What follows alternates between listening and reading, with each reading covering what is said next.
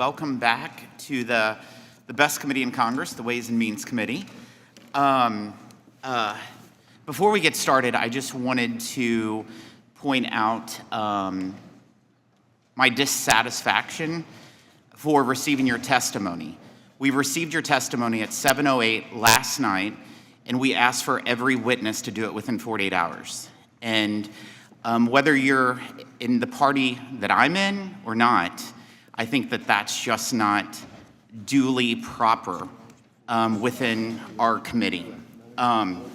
Since last April's Liberation Day, the sky has not fallen on the economy as the so-called experts and naysayers predicted. The Trump administration's America First trade agenda is opening new markets to American workers, manufacturers, and farmers, eliminating long-standing tariffs on American products and securing commitments of over $1 trillion in investments in our country. Since returning to office, President Trump's administration has signed more than 18 new trade agreements and frameworks that are supporting American jobs, strengthening our industrial base, and securing our supply chains. Here are just a few examples of the U.S. wins for manufacturers and American workers.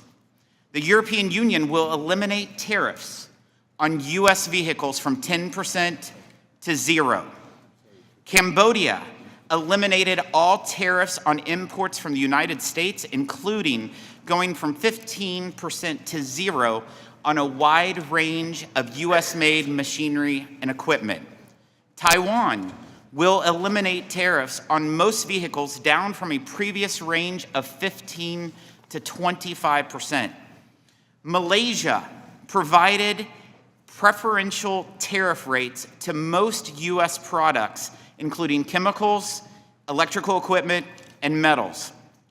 I represent one of the most ag-heavy districts in both Missouri and the entire United States. Under President Trump, the wins for America's farmers and ranchers have been nothing short of historic. Australia agreed to accept U.S. beef for the first time in 2 decades. Cambodia has dropped its tariffs on American farm products to 0 from an average of 12% and even higher rates on certain products like 35% on certain processed food and beverages. Japan will buy $8 billion in U.S. agriculture goods, including buying 75% more U.S. rice. Taiwan will eliminate tariffs on 94% of our agriculture products. The United Kingdom eliminated its 20% tariff on U.S. beef and opened the door to 1.4 billion liters of ethanol. Argentina agreed to eliminate tariffs on some U.S. dairy products that faced a 28% tariff. Ecuador committed to provide preferential treatment for more than 90% of our agriculture products, including tariff elimination for soybeans, fresh and processed fruit, alcoholic beverages, and tree and ground nuts, as well as for certain dairy, beef, pork, and poultry products. India reduced tariffs on American bourbon from 150% to 100% last year and committed to further reduce or eliminate tariffs on all American wine and spirits. The result? A projected 43% reduction in the agriculture trade deficit that was inherited from the Biden administration. Last year, exports rose to a record $3.4 trillion. Our goods trade deficits with China dropped by 32% to its lowest level since 2004, decreasing U.S. reliance on a foreign adversary. China's share of all U.S. imports dramatically fell from 13.4% to 9.3% in a single year. President Trump's tariff policies provided the leverage needed to achieve these wins that no other president has been able to ever accomplish. One area of concern, however, to me and to a large group is in American manufacturing. President Trump's America First agenda is all about bringing jobs and investment back to the United States. But we cannot accomplish this goal if our trade policies actually incentivize companies to locate their facilities to Mexico and Canada rather than the United States. I've had CEOs of several large businesses tell me just in recent weeks that it would be better to locate one of their major manufacturing facilities in Mexico rather than Texas, because under USMCA rules, they are able to import many more of their components, parts, tariff-free, then bring the finished product into the United States tariff-free as well. In this respect, Mexico and Canada have obtained a cost advantage, and it must be addressed to help American workers. I support the USMCA, but President Trump is correct that we cannot just rubber stamp the status quo. As the July 1st joint review deadline nears, we must review the improvements that are needed to continue the agreement's success and eliminate loopholes like this.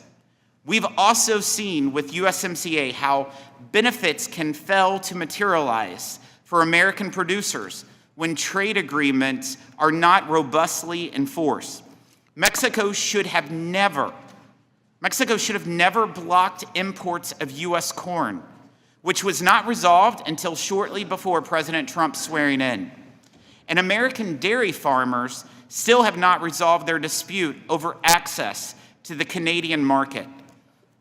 This committee looks forward to working with you, Ambassador Greer, and your team throughout the joint review process. Our country cannot go back to business as usual and reverse the historic gains won by President Trump's trade policies. Even after the Supreme Court's recent ruling, I support the use of Section 122 tariffs while the administration continues Section 301 and Section 232 investigations. One of the few smart things that President Biden did was keep many of President Trump's Section 232 and Section 301 tariffs in place, because even he knew they were in America's best interest. Looking ahead, this administration must be vigilant and focus on enforcing the commitments trading partners made in these new trade agreements. Americans must experience the full benefits of these agreements. Another priority is the African Growth and Opportunity Act. The committee proved this bipartisan support for AGOA remained strong when we secured renewal for another year. But a long-term reauthorization that advances America's strategic interest is an absolute must. AGOA strengthens our critical supply chains and helps us counter the harmful influence of nations like China and Russia in one of the fastest growing parts of the world. You and I have spoken many times and agree that AGOA needs reforms. As you've said, we must set high standards for our trading partners and ensure market access for American producers. I expect USTR to continue to engage with this committee to find a path forward for long-term renewal.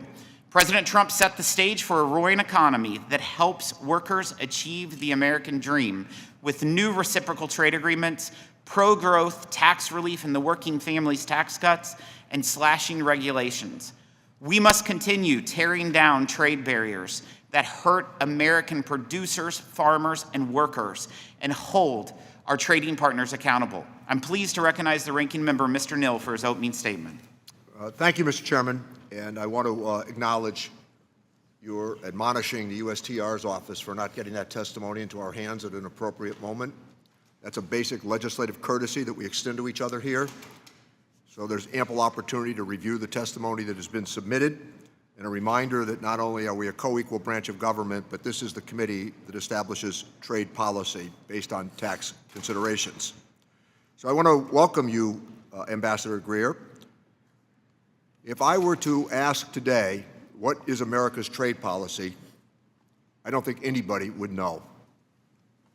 It's generally based upon pronouncements and chaos. It offends long-term allies. It's driven away some of our best friends. There's the argument in the morning, the retreat in the afternoon, and the declaration of victory in early evening. If we're upset with the outcome of an election in Brazil, then we put a tariff on Brazilian goods. If we're upset with our NATO allies, we threaten them with tariffs. Canada has moved away from us. I've never met anybody in my career that was upset with Canada as a great friend of the United States. And yet, when we witness what has happened as Prime Minister Carney has made it clear that he no longer sees a future based upon hemispheric priorities for all of us, but instead, he now will look more and more to Europe. The President's illegal use of emergency powers to impose these sweeping tariffs, they've been rejected by the courts, and yet the administration continues to reach for new pretexts to raise costs. The American people are feeling it, our allies, our industries, everybody is feeling these cost increases. What we're paying for gasoline, what we're paying in the marketplace, what people are paying for fertilizer, it is driving considerations that heretofore would have been resolved in an amicable fashion. This damage is not theoretical. Jobs have been lost, supply chains have been disrupted, and last year there was really very little growth in job opportunities for the American people, with the exception of health care, which will be felt after the November elections, as well as it relates to our hospitals. Families are paying more now, and it looks like for weeks and months to come, and it is unlikely that despite the Supreme Court decision that the consumer will be given relief based upon the court striking down the President's tariff plans. Now, as I noted, sky-high gas prices, volatile oil markets, and it is not based on economic fundamentals. It's the uncertainty that the administration insists on injecting into the global economy. The President campaigned on lowering prices, just as he campaigned on growing manufacturing and protecting our workers. Both promises have yet to be met, putting a thumb in the eye of organized labor from every angle of the trade agenda. Let's review prices at the store that have gone since we last met, where they've gone since we've last met. Beef costs 17% more, coffee's up 26%, vegetables a whopping 48%. This is not pocket change, Mr. Ambassador. This budget busting for so many occurs as they were already struggling to get by. And what has amounted to big numbers in the aggregate, what we're essentially saying is that we've taken $1,700 from the wallets of average Americans. Billions siphoned off of pockets of the American people because of these higher prices, and the administration refuses to do anything other than to offer more chaotic pronouncements. Let's be clear. Tariffs can be a tool when used strategically and lawfully, and I've witnessed presidents using that with support from members of Congress. But what we've seen over the past year is neither. It's been scattershot, across-the-board approaches that punishes American consumers. It weakens our competitiveness and isolates us from, indeed, our best friends in the world. A trade war with the world was never going to end well, and to no one's surprise, it hasn't. The legal theory underpinning all of this has collapsed. The courts, all the way to the Supreme Court, have made clear that IEEPA is not a blank check for this president nor any president. He can't declare an emergency whenever it's politically convenient and raise costs. It's not just the administration's actions, but the silence of our Republican colleagues. Republican Party, since I've been with this committee, have always been for open markets and free trade, and I suspect privately they still are. These price hikes have cost us jobs, created economic uncertainty, and certainly this inaction by our colleagues on the Republican side have contributed to this morass. The reality, as we threaten friends across the globe, soften threats to what we perceived in the past as it relates to Russia and oil prices, it's astounding how this is made up from day to day. The United States can and should do better. Trade policy should be grounded in law, and in this committee there was a bipartisan tone to trade. It's being undermined even as we arrive here this morning. We need to rebuild the trust that is being damaged and restore the Congress' rightful role in reining in executive authority. Any path forward starts with acknowledging what has gone wrong and recommending and recommitting to a trade policy that serves all members of the American family. With that, I yield back my time. Thank you, Ranking Member. Today's sole witness is United States Trade Representative Ambassador Jamieson Greer. The committee has received your written testimony and it will be made part of the formal hearing record. Ambassador Greer, you have 5 minutes to deliver your remarks and you may begin when you're ready. Thank you, Chairman Smith and Ranking Member Neal. It's good to be here today. It's been a busy year. I'm looking forward to discussing how President Trump's trade policies bearing fruit for American workers. I note your comments on the submission of the testimony and assure you that we take that quite seriously and we'll ensure that that won't happen again, so thank you. As you know, President Trump inherited the largest trade deficit in human history, $1.2 trillion annually. Between 2020 and 2024, the last year of the Biden administration, the U.S. trade deficit in goods increased by over 40%. The trade deficit worsened every year by an average of nearly 8% during that period. The result was a trade and domestic production picture that was moving in the wrong direction for American workers. Business sentiment for manufacturing had cratered, wallowing at negative 6 or 7% for much of President Biden's last 2 years in office.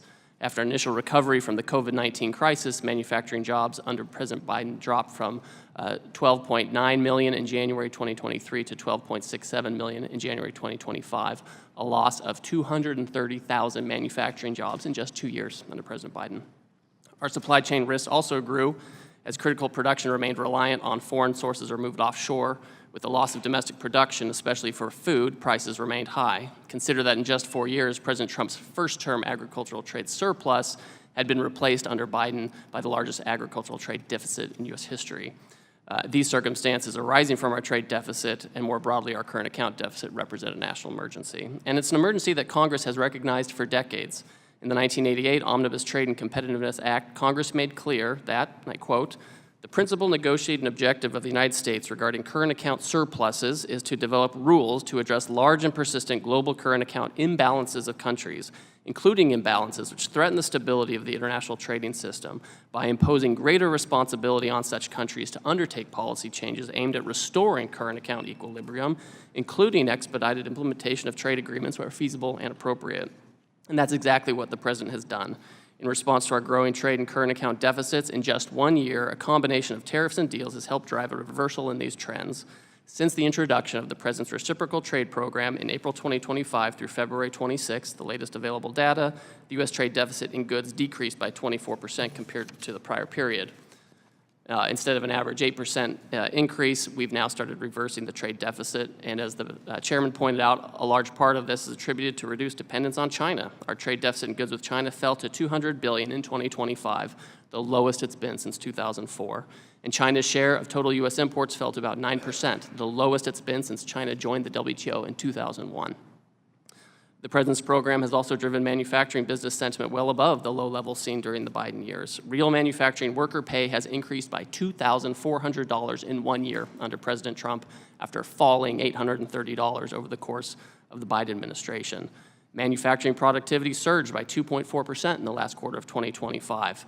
Manufacturing wages increased by 4.7%. In other words, the average American manufacturing worker is producing more goods and getting paid more to do so. There are nearly 440,000 manufacturing job openings in the U.S., providing lots of opportunity for under and unemployed Americans to take jobs in the manufacturing sector. And in 2026, we have the first quarter of positive manufacturing job gains since a long-term trend of decreases that started in 2023 under President Biden. And we've seen that the capital goods used for production are skyrocketing during President Trump's term, with orders exceeding $4 billion each month of the fourth quarter of 2025. These are levels not seen since before China's entry into the WTO. So we're seeing large demand for labor and manufacturing in the United States. As the chairman pointed out, our agricultural community is one of the largest beneficiaries of these policies, with double-digit growth in exports in 2025 for key commodities like corn and dairy, and the ag trade deficit is finally falling again. Our service providers are benefiting from new market access. We have negotiated a number of new trade agreements in a very short time. And since 1985, the United States negotiated 14 free trade agreements. In the last year alone, we concluded 9 agreements on reciprocal trade, an additional 9 framework deals that will become agreements on reciprocal trade. It's no coincidence that following this blitz of deal-making, U.S. exports reached $302 billion in January 2026 and $315 billion in February 2026, the highest monthly export figures in U.S. history. So when I hear people saying that trade isn't going well and we're exporting more than we've ever made before, and our workers are making more and getting paid more to do it, we know we have success. The entry of China into WTO in 2001 cost this nation millions of jobs and tens of thousands in factories. One recent study found that the negative health outcomes for workers that lost their jobs due to NAFTA outweighed any welfare gains associated with that trade deal. So as we move from the damaging trade policies of the past toward a global system of reciprocal and balanced trade, my team and I, we consult with and will continue to consult with this committee, its staff, and other members of Congress. We've held over 1,000 briefings with members of Congress and their staff since the beginning of the administration on every aspect of our work. And we intend to continue these robust consultations. I hope today we can have an honest conversation about the need for and value of this new direction of trade policy, something that's been years in the making and is long overdue. Thank you. Thank you, Ambassador. We'll now proceed to the question and answer session. I'll start with Mr. Buchanan, the Vice Chair of the committee. Thank you, Mr. Chairman, for holding this hearing. I want to thank Ambassador Greer for your leadership and your effort. I know you put a lot of energy and some focus and good vision on a lot of these things. For joining us here today. International trade is crucial to my state, Florida, as well as the broader U.S. economy. In fact, nearly $200 billion in goods flow from Florida's airports and seaports each year. Furthermore, agriculture is a cornerstone of Florida's economy, and how we regulate imports has a direct impact on the future of our domestic producers. I was proud to be the lead Republican on the Trade Subcommittee when we negotiated and passed USMCA 1.0 in 2019, but think there is a lot more work that needs to be done in terms of moving forward.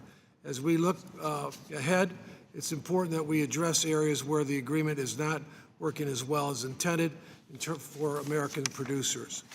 A couple of questions, Ambassador. One is, Ambassador Greer, we've talked about it a lot, is Mexico government-backed growth in fruit and vegetables production has significantly increased, huge compared to what Florida's been able to do. As I mentioned in a letter that I led to your office, I support seasonal tariff quotas to help level the playing field. Furthermore, your Section 301 investigation into Mexico's overcapacity in manufacturing, would you consider expanding that review to include fruits and vegetables as well? And I think we've talked about this before. Thank you, sir. We have spoken about this issue before, about seasonality.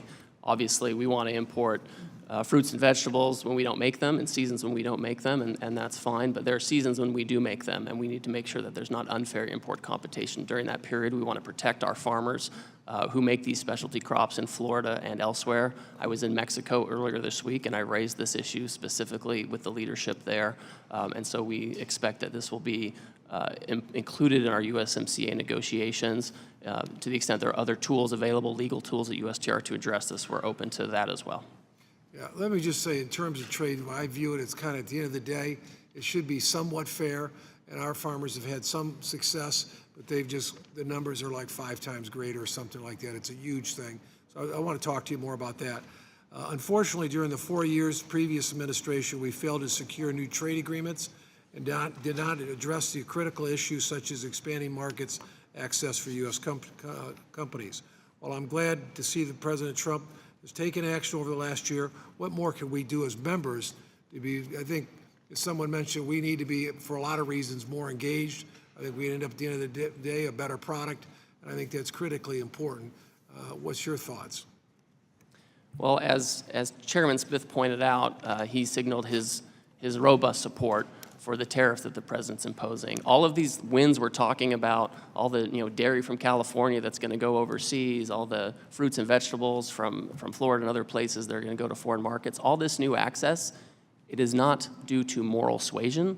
It's not due to other countries just wanting to do us a solid. That's not what it's about. It's because President Trump said, I'm going to protect our markets, and I'm going to make sure that if you have access to the U.S. market, you give us effective access. It's just reciprocity. That's all it is. But we have to have support from Congress on this matter. We need to make sure that we can be able to use this leverage appropriately to have fair market access. Yeah, let me just say, you touched on trade deficit. I think it was 1.3 trillion, wasn't it, when the president came in? 1.2, sir. Yes. Yeah, 1.2 trillion. And it's what is it today? So if you look at the end of calendar year, it was of 2025, it was about the same. But if you look at, since we imposed tariffs in April to February, if you compare it, it's gone down by about 24%, the trade deficit in Let me goods. just say, in terms of trade, at the end of the day, it needs to be somewhat fair. I get back to my earlier point. I see a lot of our countries we work with, we've got good relationships with, but the trade deficits are monstrous. Some of the smaller countries, that's one thing, but some of the big countries, and I don't want to rattle them all off, but there's a lot of them that really do take advantage of us. And I just think at the end of the day, they need to buy, if we're buying a bunch of cars from them or whatever we're buying, they need to be buying our beef and other things. It needs to be fair at the end of the day. That's how I look at it. It needs to be a win-win. It hasn't been, but we need to continue to move in this direction. Thank you, and I yield back. Thank you. Mr. Neal. Thanks, Chairman. Thanks to House Democrats, the Supreme Court ruled what most of the trade community already knew, and I suspect the USTR's office knew as well, and that's that the IEEPA tariffs were indeed unconstitutional. Now, President Trump owes refunds to everyone who has paid the tariffs. It's going to be interesting to find out how that plays out for sure. These refunds should be issued automatically without the need for bureaucratic red tape, and I'm anxious to find out how the consumer is going to receive their refunds. Thanks to Representative Horsford for having the foresight to introduce the Relief Act, for he knew that this administration would slow walk and maybe deny what is rightfully owed to the American consumer. Report after report has confirmed that the average American family has paid over $1,700 more last year because of the tariffs. These families need to be compensated, like what Representative Thompson has outlined in his Illegal Tariffs Act. But instead of course correcting to the tariff approach, the administration is trying to reinstate IEEPA tariffs with indeed a flimsy pretext. American families are struggling under the administration's trade agenda. Gas prices have gone through the roof, fertilizer has gone through the roof, and all the food that we eat and consume has gotten more expensive and about to get even worse. Mr. Ambassador, can you commit today to let the Section 122 tariffs expire without adding new tariffs? Ranking Member Neal, thank you for your comments. The President, his trade policy has not changed. He's not going to go back to the old situation where we had no tariffs and we just let foreign goods made by foreign workers come in without any fee to the detriment of domestic workers. I know that Democrat attorneys general and Democrats here, they want to have that system. They want to have a system where there's no tariffs and all this stuff just comes in. But we're not going to have that, so the President will continue to have tariffs using appropriate legal tools. Thanks, Mr. Ambassador. I think you know that we don't want that sort of a structure. Our position is that selected tariffs at certain intervals based on perhaps steel dumping in the Midwest, that's an appropriate measure to embrace the tariff. What we see as a chaotic nature of not liking a presidential election in Brazil as becoming a substitute for sensible trade policy. That's what our objections are, and that's the scrutiny that we've added. But the two of us have a good history on USMCA, and we're both, I think, indeed very proud of what was accomplished. I'm hearing you say publicly that we are unlikely to extend that agreement by July 1st, the deadline, and it doesn't look as though the Canadians are receptive to some of the overtures that are being made, if at all. We're proud of this economic relationship, and it looks like from here we are not going to meet the deadline. Can you commit to us today that you will work directly with our committee to ensure that USMCA, where needed, can be strengthened and extended as we envisioned with at the time, what President Trump called the best trade agreement in the history of the world. By the way, just a few months later, he called it the worst trade agreement in the history of the world. So again, it's back to that chaotic approach. But this is a big deal for America. Can we get your views on it? Yes, sir. And certainly, I'm going to continue working with you and the committee on USMCA renewal, renegotiation, and the like. I don't think we want to rubber stamp it. The idea is, and this was baked into the agreement on purpose, that there would come a time when you would want to either renew it without change or go into a period where you could renegotiate elements of it. I think there are load-bearing pillars in USMCA that we don't think about a lot because they work well, right? But there are things that were pointed out, like Chairman Smith, where third countries are bringing content into Canada or Mexico and bring it into the U.S. to the detriment of our workers. Those things we have to change. In our discussions in Mexico this week, we've been focused on rules of origin. We've been focused on economic security. We've been talking about sectors that we need to reshore to North America and to the United States. So we look forward to working with you on all of these topics. Thanks. And to recall for new members of the committee, a reminder that trade agreement was endorsed by the American Chamber of Commerce, the AFL-CIO, and the Teamsters Union. 195 Democrats voted for USMCA, and 194 Republicans voted for USMCA. A remarkable feat, given the polarization that has surrounded trade in recent years. Thank you, Mr. Chairman. Thank you. Ambassador Greer, I know the Trump administration is working to ensure our trade policies are America first and benefit the U.S. workers, manufacturers, and farmers. I've had, like I mentioned in my opening statement, I've had multiple manufacturers. Actually, I see one in this room that has talked to me about their concerns of their competitors in Canada and also in Mexico by having a competitive advantage because they're getting all the component parts for the same engines that they try to put together here in the United States, but they have to pay tariffs on them.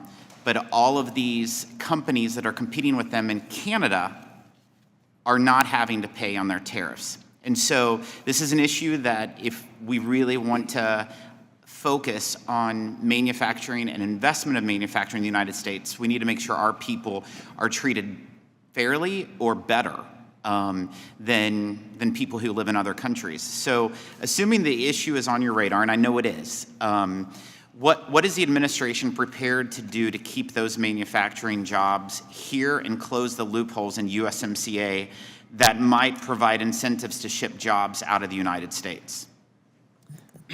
Thank you, Mr. Chairman. So one thing, if you look at what's happened over the past few months, Mexico has taken some important steps to help get at this issue. There's much more to do.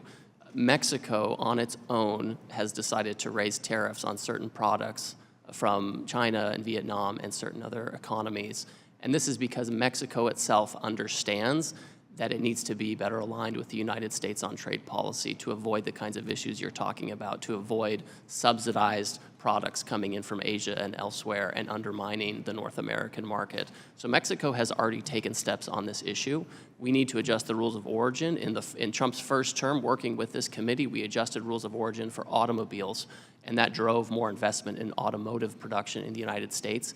We need to take that same model and we need to take it to other goods as well to make sure that rules of origin are robust and strong, to make sure that our manufacturers have an incentive and a comparative advantage relative to others. So is Canada making any of those changes that Mexico has? Because one of the manufacturers I see in this room, in fact, his direct competitors are the Canadians, and it comes to defense equipment. So are the Canadians playing by the rules there? So a little bit on steel, they've done this, but overall, they've indicated that they want to be trading more. They want to have more trade agreements with more countries. They're doubling down on globalization when we're trying to correct for the problems of globalization. So those are two models that don't fit together very well. I've had conversations with the Canadians. We're in regular contact, and we've talked about these issues. Again, there'd have to be a rule of origin put in place, and if the Canadians don't want to have the rule of origin, then we'll have to have some other border control to make sure that we aren't disadvantaged. Yeah, this is a huge priority of mine, especially in looking at the review of USMCA. I want to make sure under all circumstances, U.S. manufacturers are treated the same or better than other manufacturers in Canada or Mexico or China or wherever they're at. So I appreciate your work there. I've made it clear that we need a long-term reauthorization of the African Growth and Opportunity Act Trade Preference Program. AGOA is America first and vital to our national security interests. It strengthens our critical supply chains and helps America counter the spreading global influence of Russia and China. China is quickly moving to corner Africa's vast critical mineral reserves that have never been more important to our economic security. Without AGOA, America is handing adversarial nations a free pass to make even further gains on that continent. Ambassador Greer, this committee has worked to build bipartisan support for a long-term reauthorization of AGOA. We secured a one-year extension in February, but we can and must do better. This committee passed out a 3-year bipartisan renewal. Of course, it was moved down to a year. We stand ready to work with your agency and others to bring AGOA into the 21st century. That will require your agency, though, prioritizing this work in partnership with us. Will you commit to helping secure a long-term reauthorization of AGOA by the end of this year? And what length of reauthorization have you discussed with the President? So, Mr. Chairman, we do commit to working with you for a multi-year authorization. I don't have a specific number yet. We can talk about that. Our agency very shortly will be circulating a Federal Register notice to solicit views and input from the public on how we can improve AGOA to meet the goals that you and I share. When we look back at 20 years of AGOA, at the end of that 20-year period, China was the largest beneficiary of African trade. So something wasn't working with AGOA, so we want to improve it. I'm glad to know there's bipartisan support. This past week, I met with presidents and prime ministers and trade ministers from Mauritius, Madagascar, Nigeria, and elsewhere. So this is something that is at the top of our agenda, and I think there is a real opportunity to work together to create a longer-lasting, more reciprocal AGOA. It's great to hear that. The Trump administration has been mounting a strong effort to open markets for American agriculture, including securing Cambodia's agreement to drop its tariffs on American farm products to zero, Japan's commitment to purchase $8 billion in U.S. agriculture goods, and Taiwan's agreement to eliminate tariffs on 94% of such goods. Unfortunately, the farming communities I represent in Southeast Missouri continue to face significant challenges. Farm economy is in a very, very bad place, including with the rise in fertilizer prices. What more is the administration considering when it comes to addressing concerns faced by our farmers and ranchers? And is the administration still considering utilizing tariff revenue to provide targeted support for American agriculture? So we are very aware of the input cost issue, and fertilizer prices skyrocketed under the Biden administration, but they still haven't come down enough in our view, and I think we probably all share that view. Under the Biden administration, there was an initiative started to allocate money to smaller fertilizer producers. That was never acted upon. The USDA is now actively going through applicants to that program to see if there are opportunities for more fertilizer producers to get into the game. We know that there's some concentration in the fertilizer industry, so bringing in more and smaller producers can be helpful. We're also committed to permitting reform and regulatory reform. We have fertilizer producers in the United States who want to open new mines or new processes, but they're slowed down by a regulatory process that we're speeding up. So these are things that are very important to us, and we want to make sure that the domestic fertilizer we make in the U.S., which is actually very robust, we make a lot here. We want to make sure that that is supported and enhanced, and that we can continue to get what we need from overseas as well. Under President Trump's strong leadership, the United States has achieved many trade wins in the digital sector, including compelling Canada to drop its plan to impose a digital services tax against American businesses. Unfortunately, trade barriers impacting digital service providers continue to grow. As Canada, the EU member states, most notably France, and other countries continue to impose DSTs or other digital measures that discriminate against American innovators. This Congress will not stomach other nations using discriminatory taxes, fees, or regulations to target American businesses, and we will advance legislation to combat such efforts if necessary. Ambassador Greer, you have said that USTR may launch Section 301 investigations into digital issues. When can we expect to see those coming, and will there be a focus on any particular economies such as the EU, Korea, Australia, and Canada? And will the investigations cover country-specific measures like DSTs or restrictions on online streaming providers? Thank you, Chairman. This is an area where we're quite focused. The United States has a competitive advantage that we've developed because of the great innovation we have and that we incentivize here in the United States. Our digital trade companies have been some of the most effective and most competitive in the world. And we want to make sure that other countries don't discriminate against these companies, that they don't unduly burden them, that they don't use them as a cash cow. So we have certain, Section 301 potential actions in draft. The reality is we want to see outcomes in these countries, whether it's the European Union, Australia, Korea, or member states within the European Union. We want to see outcomes. It's not a situation where you want to do a 301 and have tariffs just for tariff's sake or something. We want to make sure we have outcomes. I have the European Union Trade Commissioner coming this Friday, and this is on my agenda to talk to him about. I met with the French finance minister last week. There was a proposal in France to move the digital services taxes up to 6%, and they held off. They did not act on that. We don't like what they have in place, but we've helped prevent that. So we do have these tools in our toolkit. We expect to use them if we need to. We're trying to reach negotiated outcomes, but we'll use them if we need to. Thank you, Ambassador. Mr. Doggett. Mr. Greer, for most of last year, trade was just a part-time job for you.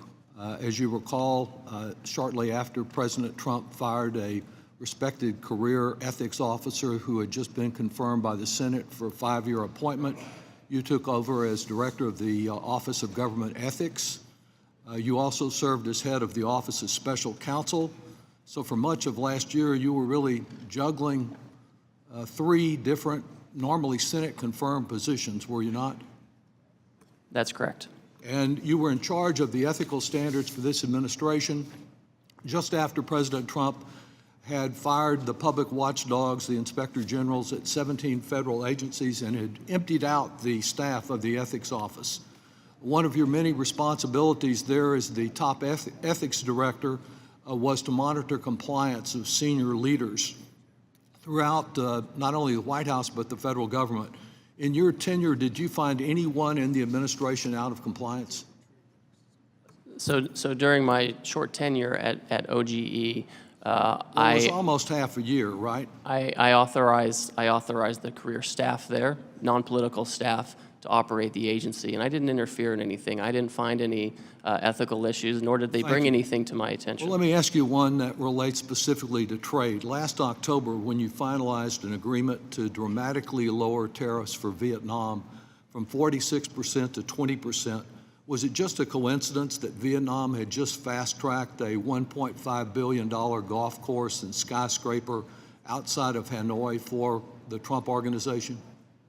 I don't have any familiarity with any Trump organization deals. Did your office conduct any ethics review or conflict of interest analysis before or during these Vietnam negotiations, given the simultaneous Trump organization efforts to get fast-tracked for its golf course? So I was not in charge of OGE in October, and we don't review individual real estate deals. You were in charge of trade, so the Correct. fact that there was public attention, there were actions taken by the Vietnamese government to speed this up, that was just not a factor for you at all. So I mean, having a 20% tariff on Vietnam is not really seen as doing a favor for Vietnam. Well, cutting it from 46 to 20% may be considered a favor by some. And If you want to go back up, sir. Just one of many examples. You're also familiar with the fact that Swiss industry chiefs visited the Oval Office, gave the president a gold bar worth over $100,000 and a Rolex clock, and just after that, the tariffs for the Swiss fell from 39% to 15%.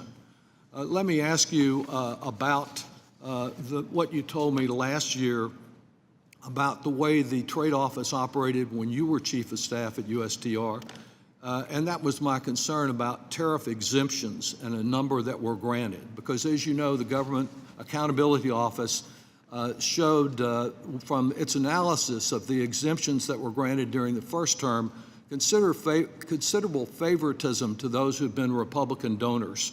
I asked you if that could happen again, if somebody just kind of sauntered up to the table at Mar-a-Lago and got some special treatment, And your answer was, quote, "no exemptions per the president," end quote. That, of course, has not been the case. And while there's not a formalized process, there have been a number of exemptions that have been granted. The process seems to have simply shifted from where there was a public process where the data could be analyzed to one where these favors and gifts are not made public.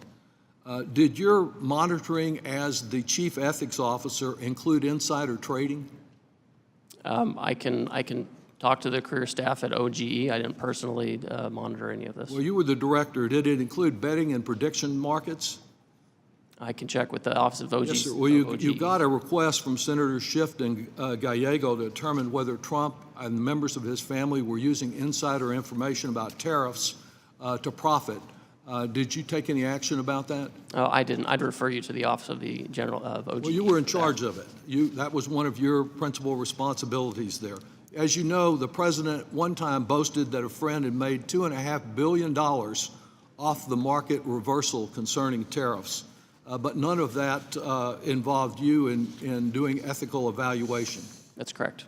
Have you put any safeguards into effect to ensure that the administration does not continue to profit from the sudden ups and downs in tariffs and in the market?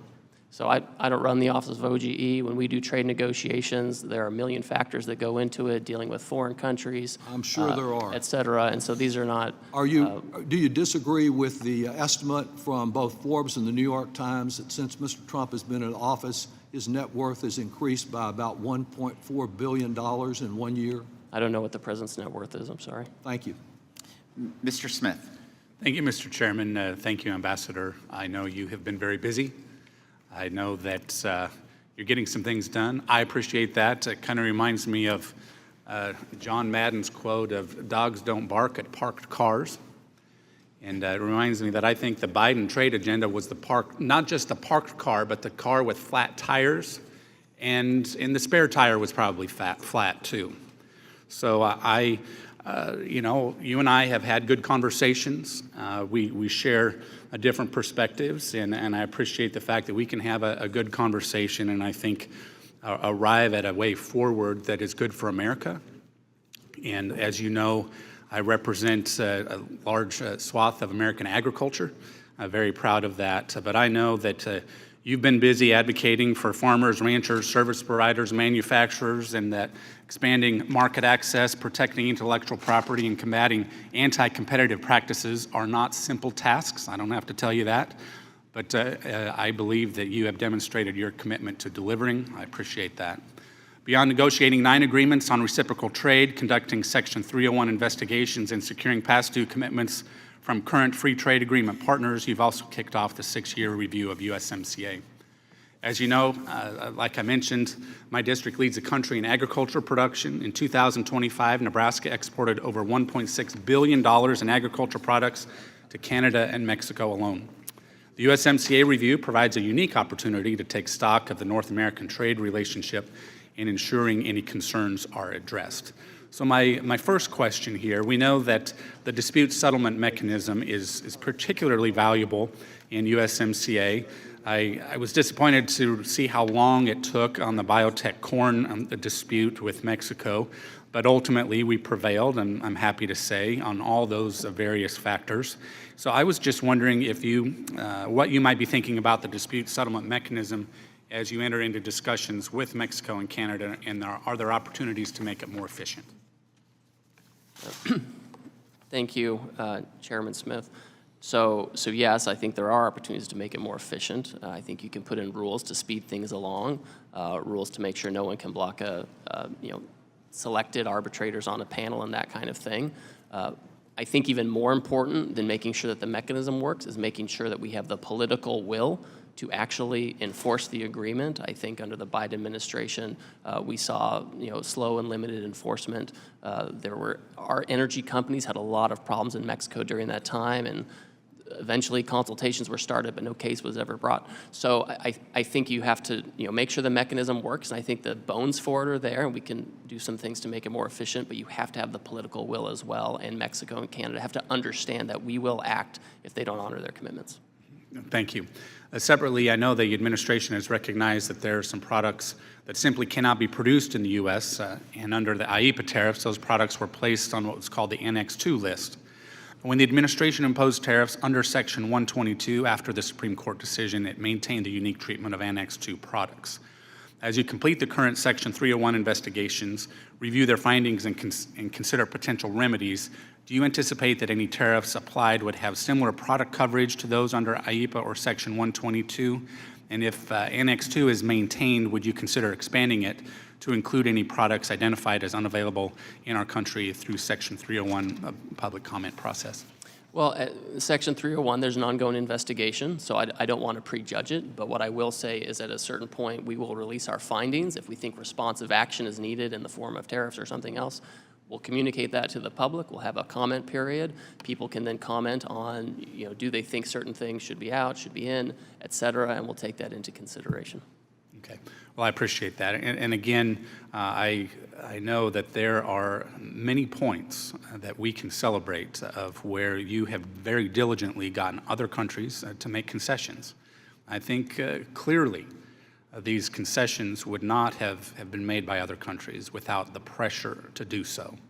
And especially other countries wanting to shut out our high quality, affordable agricultural products. And as the chairman pointed out, U.S. agriculture is hurting, and that when we can see advances made in our trade policy where other significant markets buy more American products, I think the world is better off.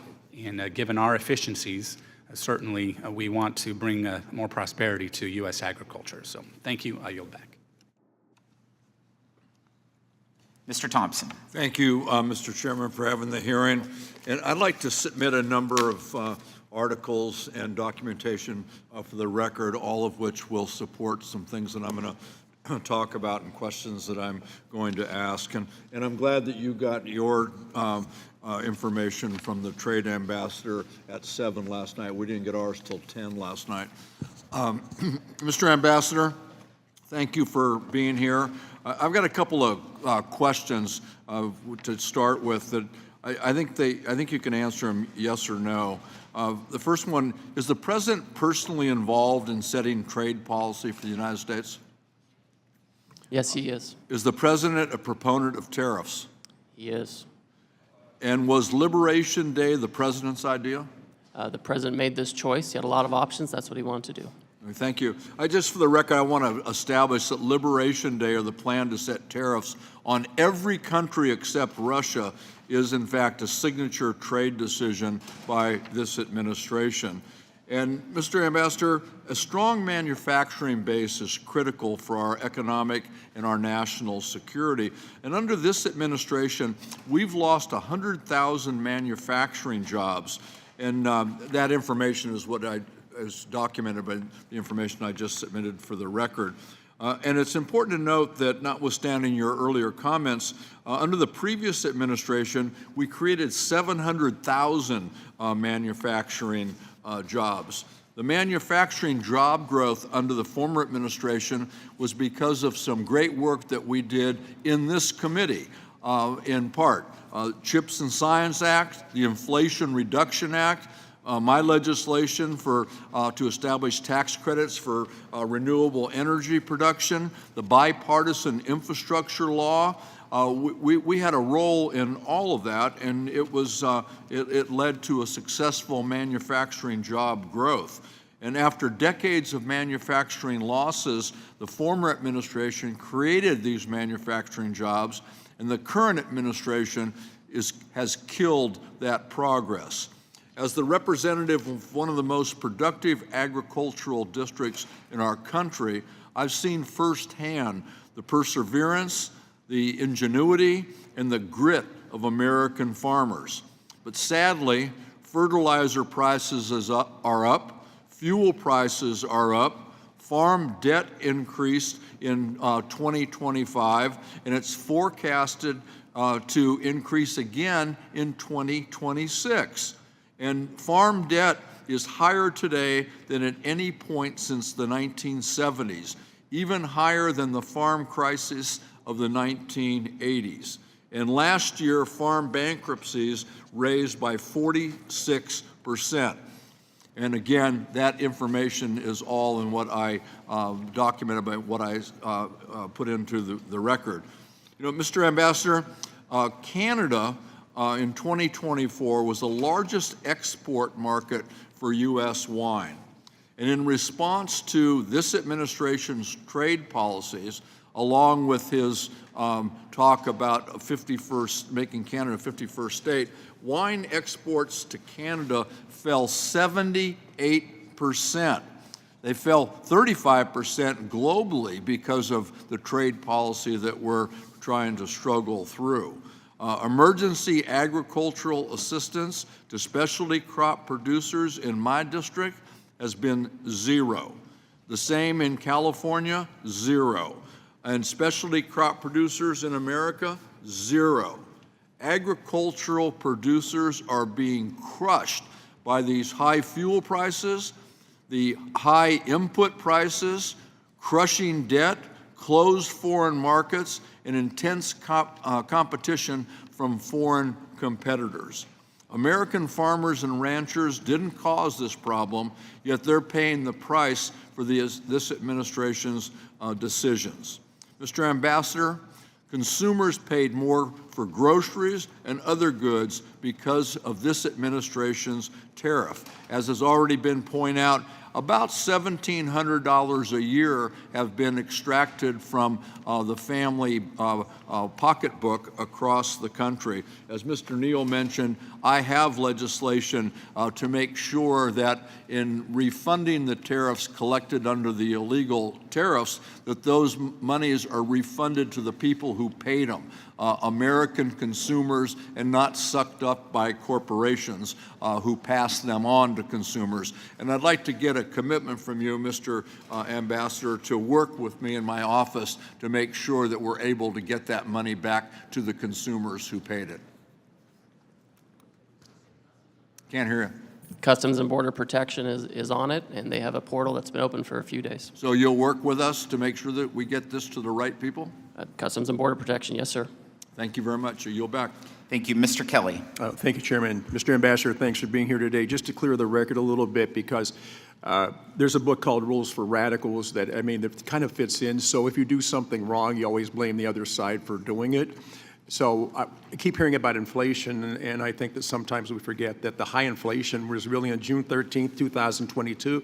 For gasoline, it was over $5 a gallon. So as much as we'd like to blame the disruption in global supplies that are taking place right now today, it actually, without anything going on in the world other than watching the price rise, we were okay with that. There was not too much said about it, other than if you were the guy paying for the gas. So inflation until January 20th of 2025, we changed it from inflation to affordability. So you could have double-digit inflation and you just go along with it because that's just the way things go. But once President Trump was sworn into office, and it became, well, things aren't affordable. I said, well, no kidding.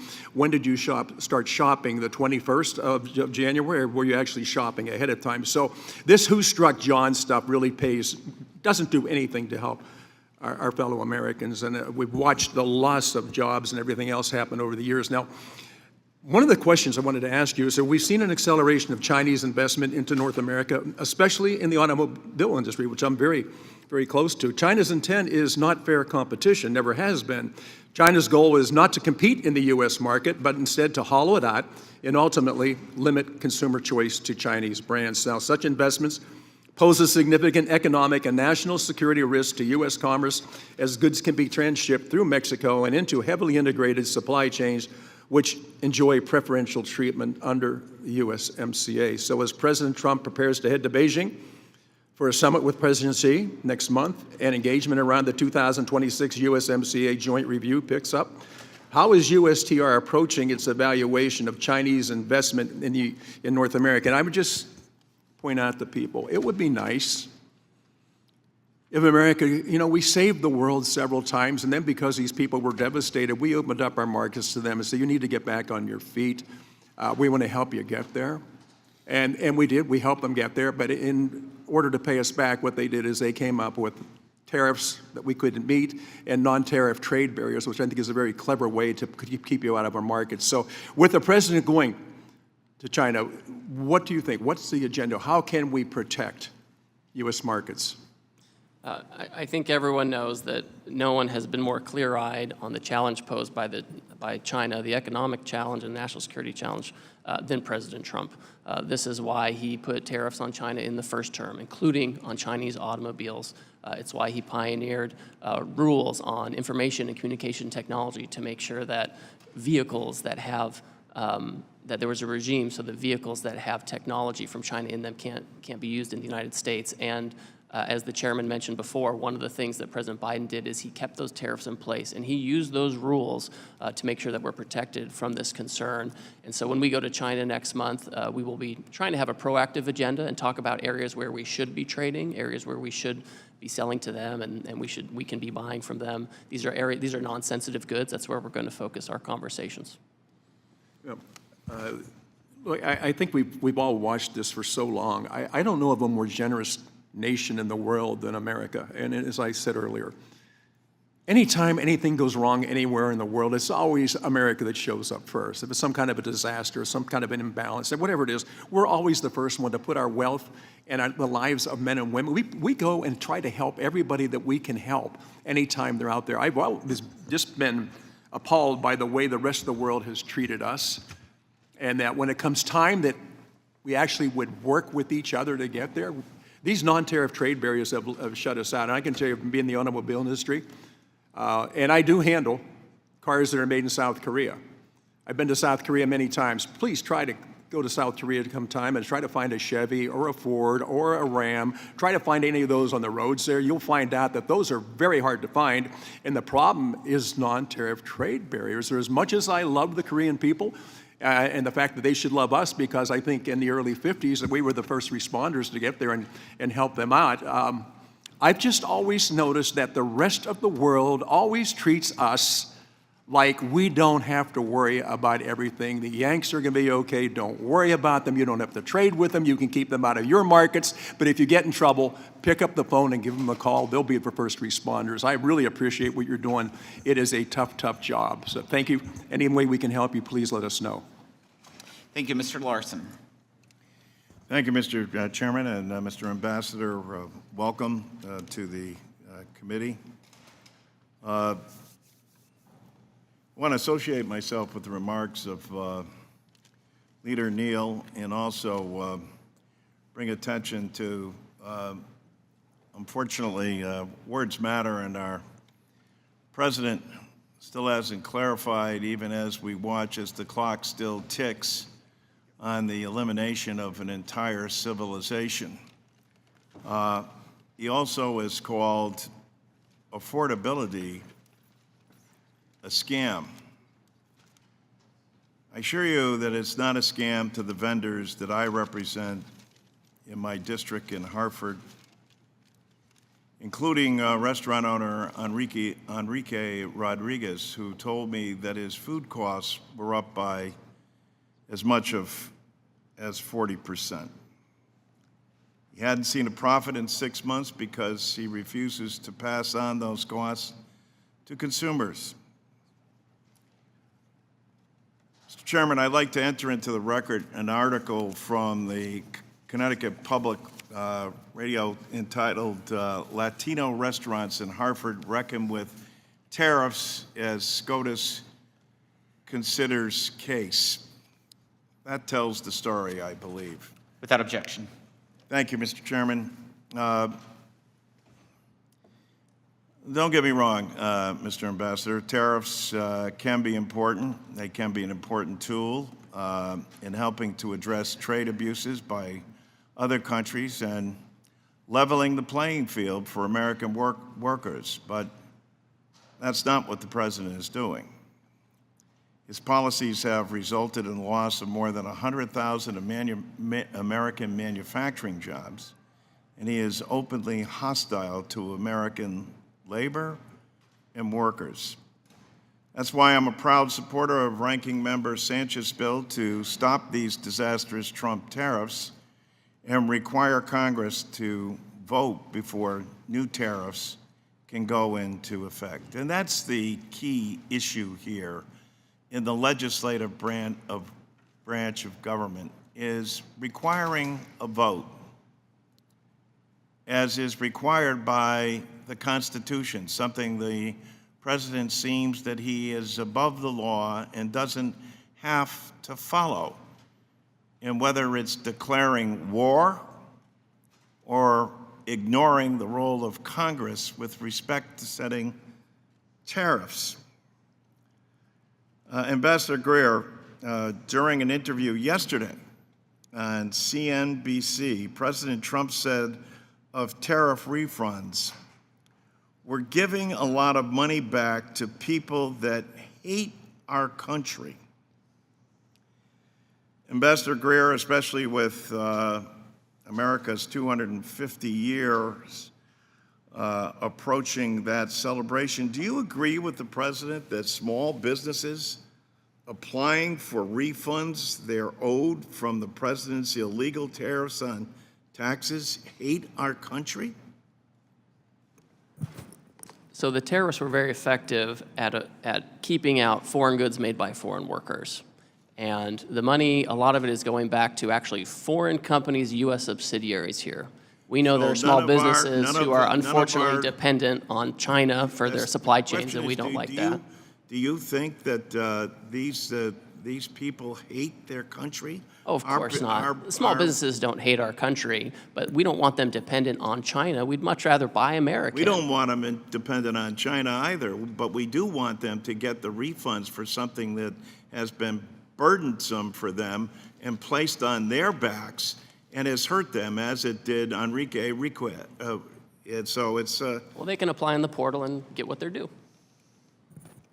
Well, I thank you for your testimony before us, but I hope you're able to convey to the president that whether it's war or whether it's tariffs, he needs to come before the United States Congress, and we need a vote. It's not even a question of equal branches of government, because in the view of the founders, the First Amendment in Article 1 cedes that responsibility to the legislative branch of government. And with that, I yield back. Mr. Schweikert. Thank you, Mr. Chairman. Mr. Ambassador, and some of this is outside your ultimate authority, but you have the overarching information. So congratulations. My understanding is over the last year or so, we've cut the trade deficit with China by almost half. But I'm looking at some of the underlying data in regards to, 150% increase with Taiwan, 30-some% increase with Vietnam. And I want either some reassurance or more data, and this is more of a question for my joint economic team than even the Ways and Means team. As we've been trying to analyze the numbers, is there a chance some of that is just sudden productivity capacity that's popped up in those countries, or is some of that transshipment, relabeling, misclassification? Has China been moving some of its manufacturing capacity out of the country to neighbors? It just helping us sort of understand that movement, because it is in the numbers, and making sure that from a policy standpoint, we're watching that.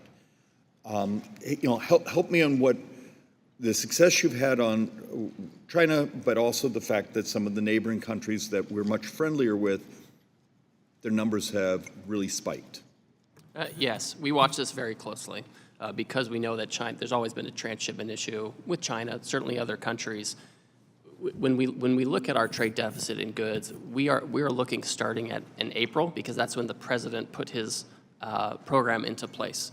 In the months in the run-up, there was a lot of people importing, right, and trying Yeah, to and there was, beat the and look, tariffs. Right, but if you look from April 2026 to February 2025 to February 2026, the most recent data available, and you compare it to the prior year period, so this is for the whole world, the deficit went down by 24%. Yeah. So it is going down. We do think there's some transshipment from China. We also know that Taiwan makes a lot of our AI chips and other things, and we're trying to reshore as much of that as possible. So at least a spike in Taiwan is because of that. It would be real interesting, just, it's not a criticism, it's just sort of understanding, what is reshoring of manufacturing to neighboring countries, what is potentially, it would help us also when we work with customs to know, hey, you got some mislabeling or stamping that's, they're gaming things. This is more for one, if you could ask one of your staff at some point to talk to one of my economists. We are trying to rebuild in and out trade deficit numbers and trying to also do the calculations on what was gold, because we had the unusual spike, and just so we're operating with baseline numbers. The third thing that I really care a lot about this, and you may be one of the only people, in the administration who also sees it, the rest of the world using a refundable VAT tax, value-added tax, has a structural tax arbitrage that puts us, genetically I'm a free trader, but so much of the industrialized world does a refund of the VAT tax when they sell us something, yet when we send them something, they put it on, and that's like I think the average is what, like 18 and a half points? Is it appropriate to start thinking about a trade policy that says we're free traders, but we want equal treatment in the tax world, and something that actually is permanent? So there'll be a legacy of building a more robust but a much fairer trading system for the United States. Well, no one will probably ever accuse me of being a free trader, for sure. But I think, in 2017, if we had done a border adjustment tax, I think it would have gone a long way to rectifying this discrepancy you're talking about. And I compliment you for, you've gone way up in my ranking of intellect for knowing that. Okay. Probably started low down. But I will say, the United States has tried to fix this discrepancy before. In the 80s and 90s, we had the FISC and the DISC. We tried to do these things, and guess who said we couldn't do it? The World Trade Organization said we couldn't do it. So this is part of the reason why the global trading system is challenging for us. The president's tariffs, he's had a 10% baseline. It's a little bit of a proxy for a border adjustment tax. You can think of it that way. Yeah. So I agree with you. I'm open to discussions on that. We've built some models saying, if you actually would equalize that refundable VAT tax, and we need to in some ways do something like that for our own manufacturers so we can export to the world, and against that arbitrage that crushes so many of our manufacturers who are trying to sell to the world. It's just, we'd love to work with you on this. I agree with you. Mr. Chairman, yield back. Thank you. Ms. Sanchez. Thank you, Mr. Chairman. Ambassador Greer, are prices on consumer goods lower today than they were a year ago? Let me get out my data. Can you do it quickly, because I have limited time? Oh, okay. Well, for some of them, they are for sure. Some are still coming down from the 9% inflation rate. No, the question was, are they lower or higher today than they were a year ago? If you exclude energy, yes. Prices are lower, really, because as a working mom who grocery shops every week, I have seen prices go up and up and up, and you can try to spin it any way you want, but I think consumers unanimously agree that President Trump has failed on his promise to bring down costs. Gas prices are at an all-time high with his war in Iran. Healthcare is getting more expensive, and Trump's chaotic on-again, off-again tariffs have led to an affordability crisis. The Supreme Court recently struck down the president's unconstitutional tariffs, and despite that ruling, I'm concerned that American families are still going to continue to face higher prices. They were forced to pay more than $165 billion for Trump's illegal tariffs that the court struck down. This week, companies started to apply to get this money back in tariff refunds, yet the refunds leave out most working families. Over the last year, companies raised prices, and they passed the cost of those tariffs on to the customers. Lower income families who spend a larger portion of their paycheck on essentials have been forced to absorb the higher costs on everyday goods at the grocery store and housing. You've said that companies should give their tariff refunds back to the workers as bonuses or raises, but it's not just the workers of these companies that deserve a refund. Do you think the American people who have been paying higher prices because of these illegal tariffs deserve to be paid back too? I reject the premise of this. When you look at things like I take eggs, it- it's gone down by 45%, I take it that smartphones down by 14%. That's not the question that I asked. The question that I asked is, do you think the American people who've been paying higher prices because of the illegal tariffs should be paid back also? Ms. Sanchez. Simple yes or no. They haven't been paying higher prices because of these tariffs. These I- wages have again, outpaced inflation all year Sir, long. I have limited All year time. long. I have limited time. I'm not going to argue about that because I think most Americans can feel the higher prices. But the question is, do you think consumers deserve to be compensated for that? If you don't, just say no and we'll move on. The Democrat attorneys general asked that the money go to companies. That's what they asked for, and now they have to Well, Mr. take what they Thompson asked has for. my colleague, Mr. Thompson, has some legislation to try to refund some of that to the consumers who paid it out of pocket.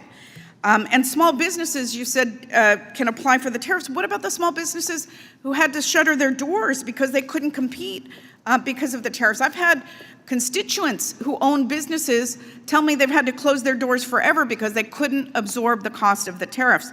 And they're no longer in business, and they don't have the money to hire attorneys to try to get those refunds back. Mr. Horsford has a bill that addresses that.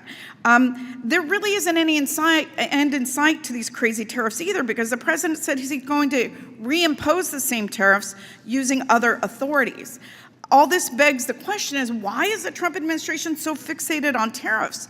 I mean, he said that it was about bringing back American jobs, but that's far from the truth, because as we've heard over and over again, we've lost nearly 100,000 manufacturing jobs.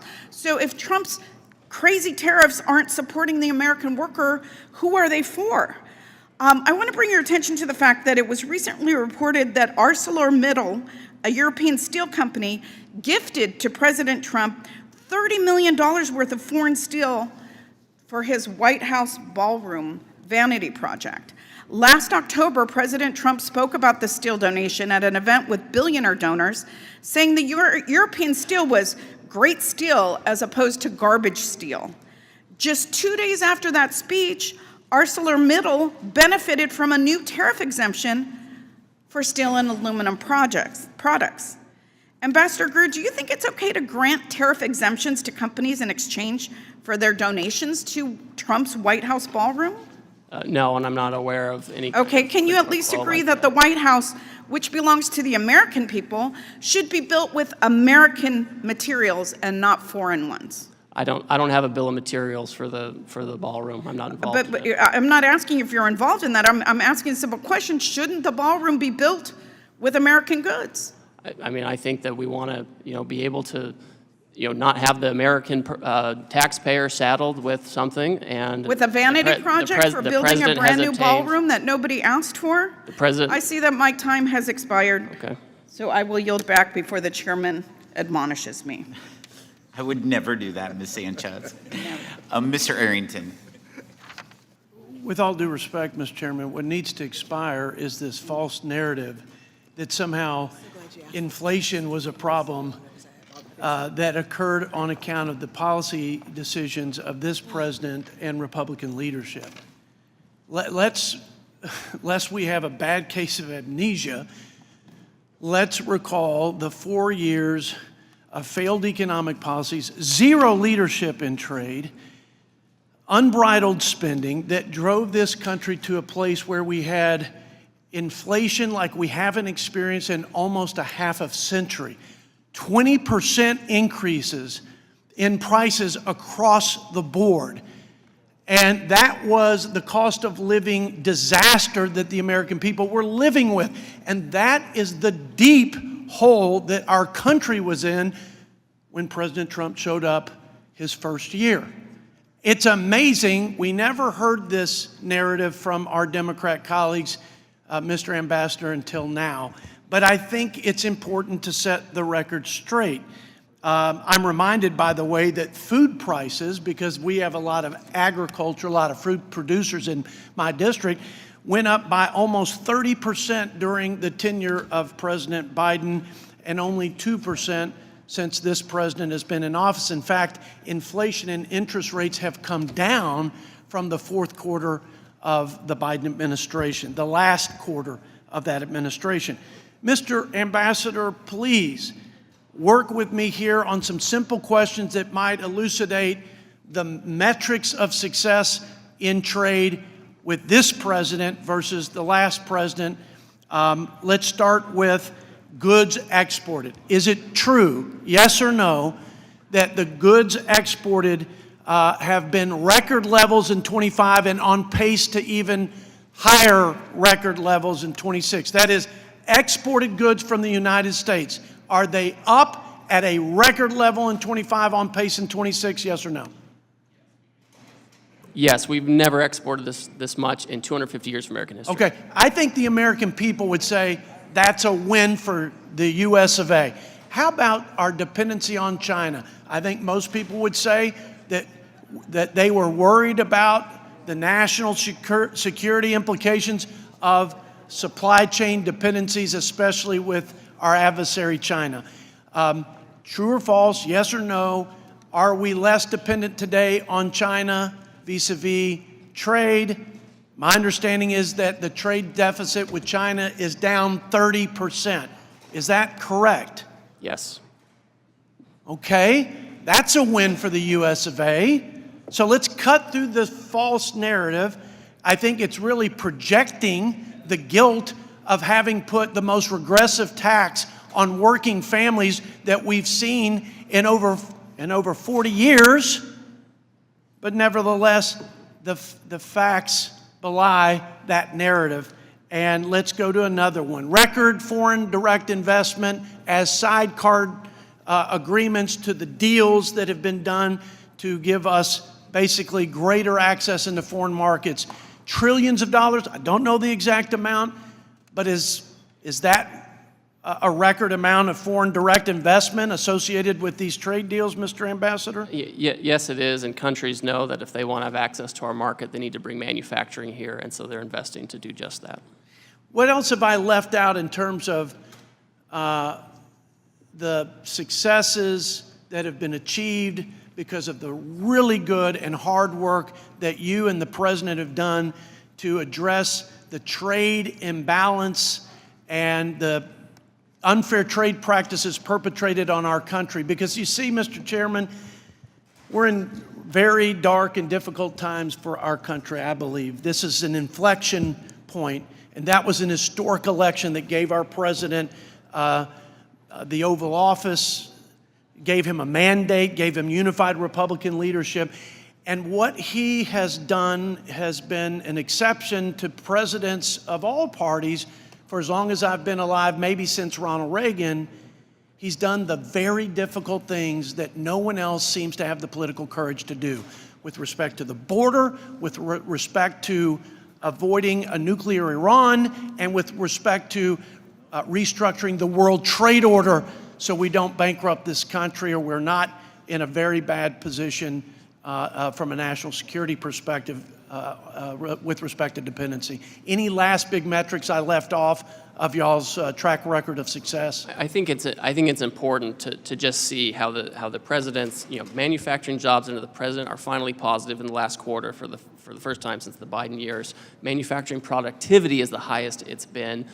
Capital goods orders are the highest they've been in decades. All of this shows that this is what's happening. We have even the Wall Street Journal, who's not a fan. They put out an article. Just one anecdote: GE Appliances plans $3 billion U.S. investment to help blunt tariffs. I'm happy to enter this in the record if you would like. So we are seeing real change, real concrete change. It's not about theory. It's not about politics. It's about having more manufacturing in America and exporting more. It's about results. And with that, thank you for your service, your leadership. God bless you. Keep up the good work. I yield back. Thank you. Mr. Smith? Mr. Chairman, if we could add that, I ask unanimous consent to add that article for the record. Without objection. Yes. I just want to announce that the votes have been called. There are 2 votes. We're going to try to work through this process. I'll turn the chair over very shortly to Mr. Smith, but we'll go to Ms. Sewell. Thank you, Mr. Chairman, and good morning, Mr. Ambassador. You know, I can't go to my local grocery store without being stopped by someone from my Alabama constituency complaining about the skyrocketing prices of gasoline and how unaffordable things are in their lives. And they're wondering how we got here, and they're also wondering what we're going to do about it. And so I'm hoping that in the course of our conversation that you'll help me be able to respond to some of the questions I get about the high prices of things. Did you ever, as the president's chief trade advisor, did you brief him on before February 28th and the invasion, on the possibilities of what war would do in terms of our trade policy and in terms of consumer goods going up and potential trade disruptions? Yes or no? Well, the president was aware that, you know, Asian countries dependent on oil and gas coming from the Gulf would be affected. We have a lot more resources here. He's very mindful of it. He knows the price of gas has gone up, and he's looking to wrap it up quickly to make sure we get back to the good fundamentals on energy. So, Mr.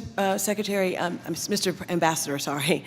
I truly believe, and my constituents do too, that this was a war of choice that was launched by the president without consultation with Congress, and that the war has been having massive trade implications right here at home. I believe Congress and the American people deserve to know if President Trump was aware of the trade consequences, so I'm glad to know that, you know, he contemplated some of those. But in listening to your response to my colleague, Linda Sanchez, with respect to the higher prices, you know, you can cite all you want if the American people truly believe that their pocketbook is being hit harder and that what's going on is really disruptive for them.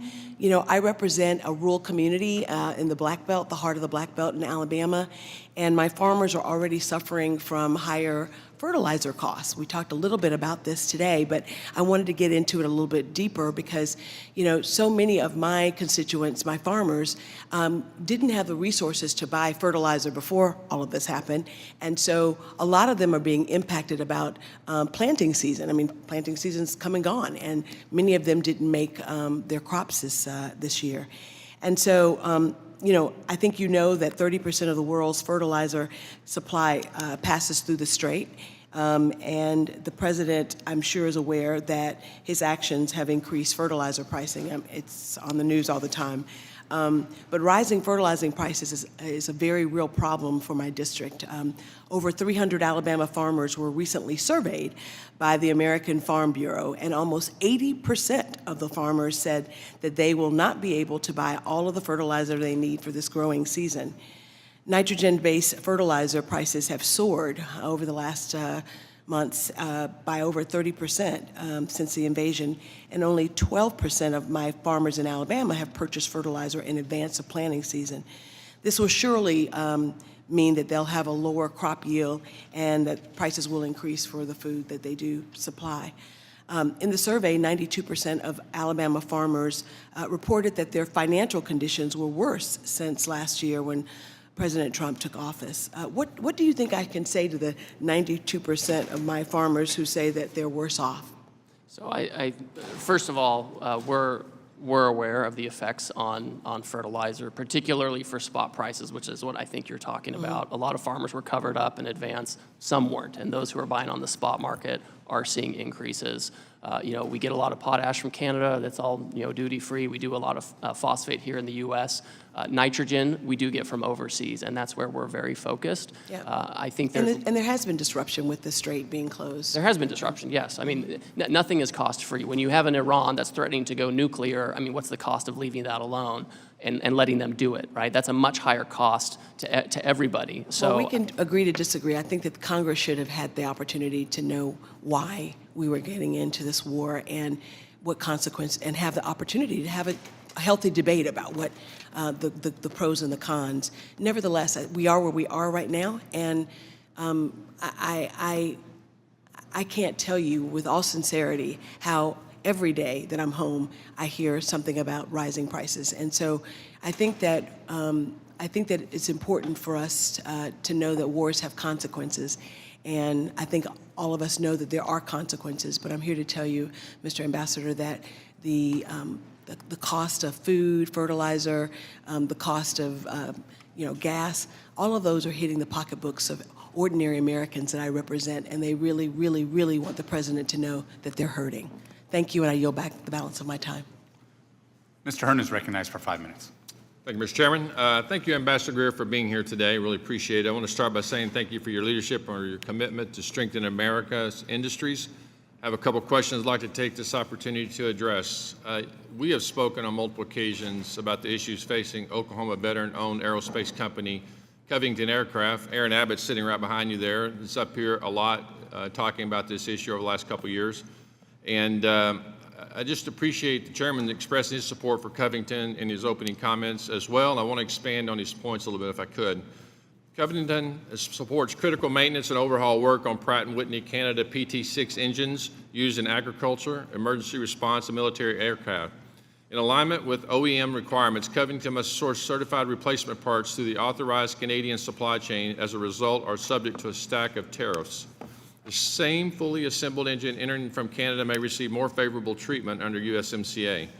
The result is that an American company employing American workers in Oklahoma is penalized for repairing engines here in America. Current incentives favor foreign competitors conducting offshore repair work who then ship the assembled and overhauled engine back to the United States. I appreciate your continued commitment to addressing these concerns, and can you provide us an update on how USTR specifically is working to ensure parts imported for maintenance, repair, and overhaul are treated consistently with engines themselves, and thus, the vital U.S. aerospace capability is not pushed overseas? Certainly. So first of all, I think I think for anyone who wants to rely on this, Canada taking advantage of a situation that may be favorable for the moment, I think it's a very high-risk business proposition for them because it's not going to remain that way. President Trump, he believes in tariffs to protect American manufacturing for companies like Covington, and where you see something where there's a differential or some kind of a tariff inversion, that's something that has to be fixed, either through a tariff we impose or some other kind of measure. So our staff has met with Covington other times. I've spoken with the Canadians, and I just can't see that being a long-term possibility for people to continue to rely on that market. President Trump is very clear that we need to have a fair relationship with Canada, and that is not fair. Well, I appreciate that. I know you're addressing this and many other issues regarding the USMCA review, and appreciate taking a look at that. Appreciate your team meeting with Covington's team. It's been duly noted, and again, thank you for meeting with them. Also, want to touch on the Pillar 2 side-by-side deal that will bring stability to the international system. That being said, countries around the world are aggressively targeting U.S. businesses with audits and discriminatory tax schemes. I was pleased to see Germany's discriminatory withholding tax on intellectual property, also known as Section 49, that was dug up out of the grave, included in USTR's Foreign Trade Barriers report. Another concerning case is Mexico's use of targeted and arbitrary taxpayer audits against U.S. companies operating in Mexico, with American companies having millions added to their tax bill in some cases. Last year, by the Mexican government's own admission, revenues from large business audits increased by 36.7%. What tools can you use to address Germany's Section 49 aggressive audits or other discriminatory tax policies levied against American companies? Thank you. First of all, I would say that we have a strong dialogue with the German government on trade and economic issues, where I meet with their ambassador regularly, their trade minister, as well as the economic advisor to Chancellor Merz. They are aware that the United States trade policy is for fairness and reciprocity, and so we've been talking about a number of things. I can look into Section 49. Obviously, our team has looked into it. We've included it in our national trade estimate, and we'll assess. I'll raise it with them, and if we can't find adequate resolution, we can explore additional tools. Appreciate that. Again, thanks for your time. I yield back. Thank you. Ms. Chu is recognized for 5 minutes. Ambassador Greer, before I begin, I want to quickly thank you for your work on Canada's Online Streaming Act and your consideration of a Section 301 investigation. It is very critical for our American creators because our industry generates over $2 trillion in economic activity, including more than $33 billion in wages in California. And policies like the Online Streaming Act risk shifting jobs and investments out of the U.S. and into Canada. Now, for my first question, Ambassador Greer, last year I shared with you my concerns about the administration imposing tariffs on products like bananas and coffee beans, goods that the United States simply does not produce at scale. I warned that this approach would raise costs for American families. Last week, you acknowledged before the Appropriations Committee that those tariffs were eventually removed after, and I quote, internal economic analysis, unquote. I'm concerned that it took roughly 7 months from April 2025 to November 2025 to reverse those tariffs on products that were clearly never viable for domestic production. No new information was needed to reach this conclusion. But actually, perhaps this delay could have been ameliorated if there was a transparent or public process for determining those exclusions, whether there was input on this process. So as you move to reconstruct those tariffs under Section 122, after the Supreme Court rejected your administration's use of IPA or the emergency authority, would you commit to a clear public process for determining future exclusions, or will these decisions continue to be made internally without clear criteria or stakeholder input? Ms. Chu, the 122 tariffs are already in place, and they already account for these types of products. And the tariffs were in place on those to generate leverage for companies who exported those things to us, Ecuador, Indonesia. We now have deals with those countries, so we don't need tariffs on that. We used them for leverage. Going forward, I have Section 301 investigations. We don't expect there to be an exclusion process. However, it is a public process. There's a Federal Register notice that allow companies to comment, stakeholders, unions, et cetera. We've received lots of comments on that. There will be future opportunities for comment as well. Okay.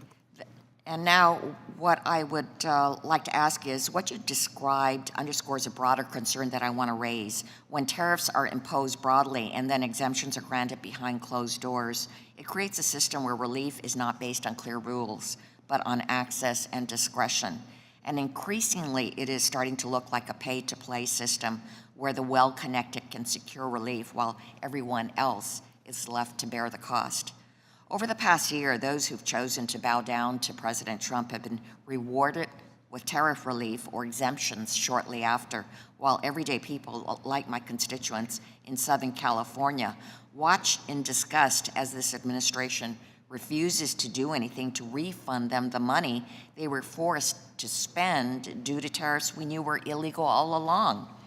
For these families, there is no process, no relief, and no recourse, as you confirmed in your earlier remarks. I'll give you some examples. Apple secured tariff exemptions after its CEO made a $1 million contribution and engaged directly with the administration. A thermoplastics manufacturer owned by major Republican donors received a tariff exemption for its product. Tariff decisions on electronics benefited companies like Tesla, whose CEO was a major political supporter. And Florida Crystals received a favorable tariff treatment after making multi-million-dollar contributions to pro-Trump groups. Now, Ambassador Greer, 1 year ago, you sat before this committee, and I asked you to confirm that there would not be a pay-to-play system for these tariffs where companies and donors made the pilgrimages to Mar-a-Lago to get exemptions. And you actually assured me that would not happen. You said, and I quote, "You have my promise," unquote. And you do. There are no company-specific exclusions like this. I don't even know where this is coming from. There are no company-specific exclusions at all. Anytime there's any kind of a change in coverage, the White House puts out a Federal Register notice that explains what's happening and why. But there are repeated cases where companies with clear political or financial ties to the administration receive favorable tariff outcomes, even though the lines may not be drawn exclusively, but certainly they are the ones who get favorable treatment, whereas Americans who paid higher prices received nothing. And I do not believe that is fair. In any time that the president has changed the coverage for things like bananas or critical minerals we don't mine here, they're available to anyone. It's not company specific. It's just, here's the product, anyone can import it. The member's time has expired. Mr. Estes is recognized for 5 minutes. Well, thank you, Mr. Chairman, and thank you, Ambassador Greer, for taking your time to be here today. We're glad to have you back in front of the Ways and Means Committee to discuss some of the things the administration's done over the past year to actually implement a true American First policy that places American producers and manufacturers at the center of his agenda. From the very beginning of each of President Trump's 2 terms, he stood up for American workers and American businesses with all of the different trade policies that you're working to implement. We know that American products can compete fairly in global markets. When they do, we succeed. There's no better example of that than in my district, the 4th District of Kansas, what we affectionately call the air capital of the world. Nearly every single airplane on the planet contains at least one component made in Kansas, and the United States is a global leader in aerospace manufacturing. According to the Aerospace Industries Association, the aerospace and defense industry exported over $135 billion worth of goods and had a net trade surplus of $74.5 billion in 2023. For over 70 years, the aviation sector sustained a trade surplus, fueling economic growth. Free and fair trade agreements like the 1979 Agreement on Trade in Civil Aviation empower our aerospace leaders to set the standard for innovation, safety, and reliability, all the while growing our economy. To maintain America's competitive position, we must continue building on items like the 1979 agreement's success. Same can be said for USMCA. Since it came into force during the first Trump administration, trade with our partners to the north and south have greatly expanded. In 2025, Kansas sent $3.8 billion in goods to Mexico and $2.3 billion to Canada, both of which are significant increases from pre-USMCA. But the agreement's not without some issues, some of which have been addressed and others that are still needing to be resolved. The upcoming review on the agreement is an opportunity to improve and grow our trading relationships with our 2 largest export destinations. I look forward to USTR's further engagement with the committee to review this agreement and address outstanding issues while maintaining the beneficial framework of the agreement, including the 0 for 0 framework for aircraft and aircraft parts. Additionally, I want to commend USTR's work in securing commitments to prevent digital services taxes on U.S. companies in many of the trade frameworks that you've worked on over the past year. I've been a vocal opponent of DSTs as a revenue grab by foreign nationals, targeting American businesses and innovators. And as more countries consider these discriminatory taxes and other novel approaches like Canada's Online Streaming Act to raid the U.S. tax base, I know your team at USTR will continue to be proactive in identifying them and using tools, including Section 301, to defend American interests. USTR's previously identified the digital services taxes as one of the most discriminatory policies that other countries are pursuing against American companies. Would you give us an update on where some of the negotiations are with some of these other countries on rolling back the existing DSTs and preventing additional countries from pursuing them? Yes, certainly.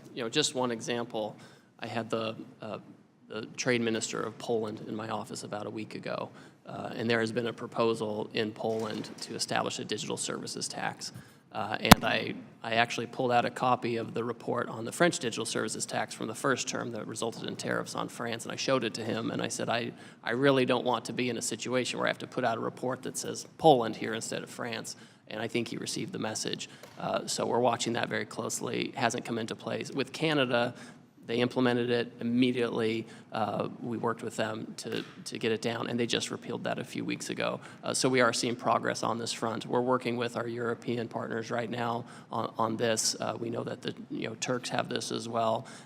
These are things where they know we have strong concerns. They know we have 301s available to us as well. Yeah, well, thank you. And as I mentioned, we call our Wichita the air capital of the world. Obviously, aviation's a big important footprint here. Can you share some of the ideas that the administration is looking at to help strengthen the 1979 agreement on trade with civil aviation to help maintain U.S. leadership in that critical trade sector? Well, I mean, first of all, we want to make sure that we have entire manufacturing ecosystems. And so a lot of the manufacturing we're seeing now is due to the president's trade policy. And people know if they build here that it's going to be protected from foreign unfair trading practices and subsidized goods coming in from overseas. So that's part of it. We also know that there are supply chains established for the aircraft industry that the president has taken into account in his determinations. Obviously, some of those things that have built up over time, we've got to correct that imbalance as it's been developed over decades. And I appreciate the work that you're doing in that regard. So I'll yield back, Mr. Chairman. Thank you. Dr. Murphy is recognized for 5 minutes. Thank you, Mr. Chairman. I find it comical, I'm sorry my Democratic colleagues aren't here, that they just complain about the actions and results that Republicans have to do when we come in and try to clean up on aisle 5. I'll just digress for a minute. You know, we have 15 to 20 million people come in the country illegally, and they complain about when ICE goes in to enforce our laws. Biden's disastrous withdrawal from Afghanistan led to the invasion of Ukraine. President Trump tries to clean it up. What do? Complain. Obama and Biden tried to pay off Iran when they lied and lied and lied to us. President Trump says no more, finally, to a nuclear Iran. What do? Complain. And now Biden, who did nothing on trade for the last 4 years during his entire administration, Trump administration, the President Trump, sees how badly we are being abused in the trade circles, and now they complain about us trying to do something about it. It is literally, we're just trying to clean up their mess, and what do? Complain about it. And so thank you for all the work that you're doing in trying to clean up their mess and actually try to get fair and good policy, trade policy to the U.S. That said, we're always in a place where we can improve. I want to talk about something that's very close to my heart. It's the Hope Help program in Haiti. I've spent a lot of time working in there, doing medical work, and it's a very important issue for me. It's not only vital for the stability in the Western Hemisphere, but also for our cotton industry, which is very important in my district, and benefits from Hope Help. Cotton industry, as you well know, is going through very difficult times right now. It's important to ensure that the cotton industry is prioritized in the trade agenda. The American consumer, sadly enough, is keeping the Brazilian cotton farmer in business. This is where I've submitted the BACA legislation, and I hope the administration really will get behind that to help the American cotton farmer. Securing a long-term extension of Hope Help is one way we can do to ensure this, and as the chairman spoke earlier, coupled with AGOA, we sent out 3 years, came back 1 year, really want this a much greater extension.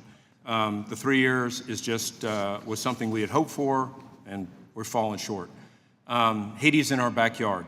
It's been ravaged by gang violence, instability, and it behooves us to have a stable Haiti in our own hemisphere. We cannot risk it falling further into chaos. Hope Help creates not only jobs in Haiti, it creates nearshoring and brings supply chains out of Southeast Asia and back into our Western Hemisphere. U.S. imports of Haiti apparel have fallen from $990 million in 2021 to almost half that in 2025, about a 50+% decline. The Haitian apparel sector employed over 60,000 people. Now it's down to 24,000 people, 24,000 Haitians, a 60% decline. And sadly, the imports of apparel from Southeast Asia have actually increased. Again, this is our hemisphere. It is in our national security. On top of failing to secure long-term extension, Hope Help eligible products were hit with 10% Section 222 tariffs. Meanwhile, CAFTA DR eligible products were exempted from this. I don't understand that. This creates an unlevel playing field for Haiti. Again, a stable Haiti is a stable United States. So I ask you this, what is your position and hope of establishing a long-term extension of Hope Help, and would you support a longer extension, 3 years, 5 years, maybe hopefully 10 years? Thank you, and we understand the significance of Haiti's textile industry in relation to ours and cotton, et cetera.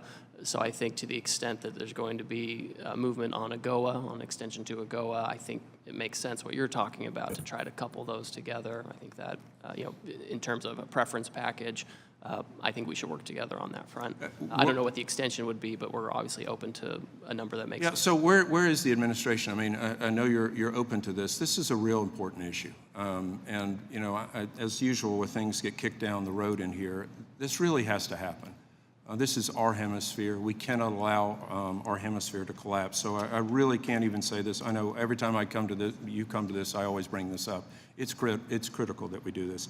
Another priority is restoring tobacco exports to China. And while we're not specifically supposed to talk about this, I'd really like to know where we are now with our export policies with China. They picked up some other commodities. not specifically with tobacco, but what's the strategy for getting China back on board and increasing additional agricultural purchases, hopefully having them come from China? Yes, and we are talking in terms of aggregate overall purchases from China. There's been a lot of talk about soybeans, and we have a very specific commitment on soybeans. But we're also looking to get a commitment from the Chinese, overall with respect to all agriculture, would include anything that's grown, including the kinds of products you're talking about. This is something that we hope is a deliverable coming in May when the president goes to China. And we're trying to establish a mechanism with China to facilitate expanded trade in non-sensitive goods, which would include, of course, agriculture. Yeah, so I mean, this is important in the world's economy. I think it takes a while to turn around a battleship, and that's what the administration is doing. There are good, as you pointed out in your initial testimony, there are good highlights that we're seeing. It's going to take a little while to change a trajectory that's been on a downward spiral for quite some time. So I appreciate the effort. It's not easy, and we can always have complainers and whiners on the other side that don't like the details. But if you look at the bigger picture, and if we look back historically, 5 years, 10 years, 25 years from now, we'll see that the administration was doing the right things for the American farmer, for the American economy, and for the American people. Thank you very much, Mr. Chairman. I'll yield back. Thank you, Dr. Murphy. Again, thank you, Ambassador.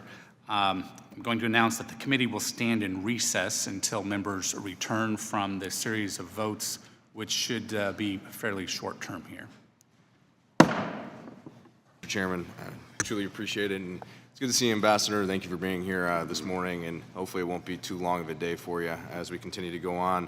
But Ohio, the state that I come from and represent, Ohio 7, ranks as the 10th largest exporting state in the nation, leading in both manufacturing and agriculture.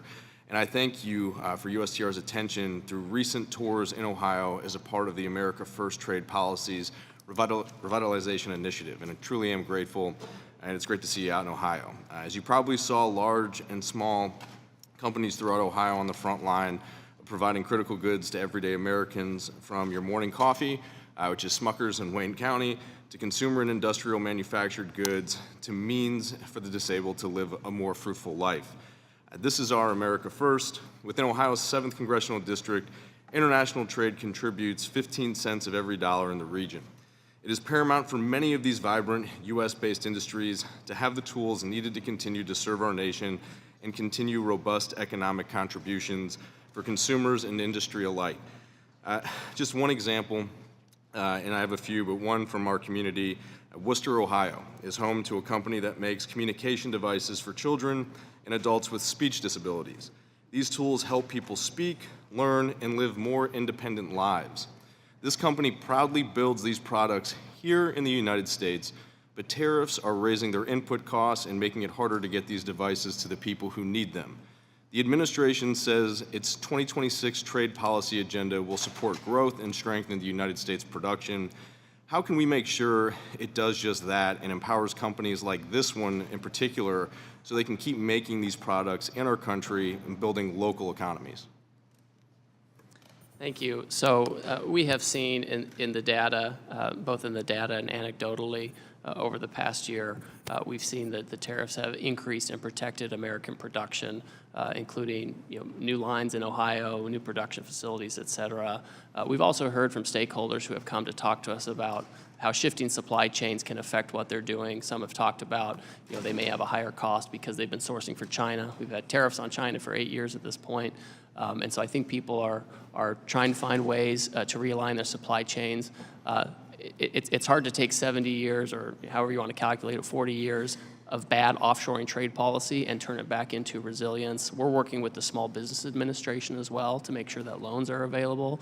So if companies have cash flow issues, maybe they can turn to that. So we're happy to talk to you about methods to mitigate any challenges. Yeah, and look, Ambassador, I agree with you and President Trump that our country has been treated unfairly for decades, and more than half a century when it comes to trade with our country.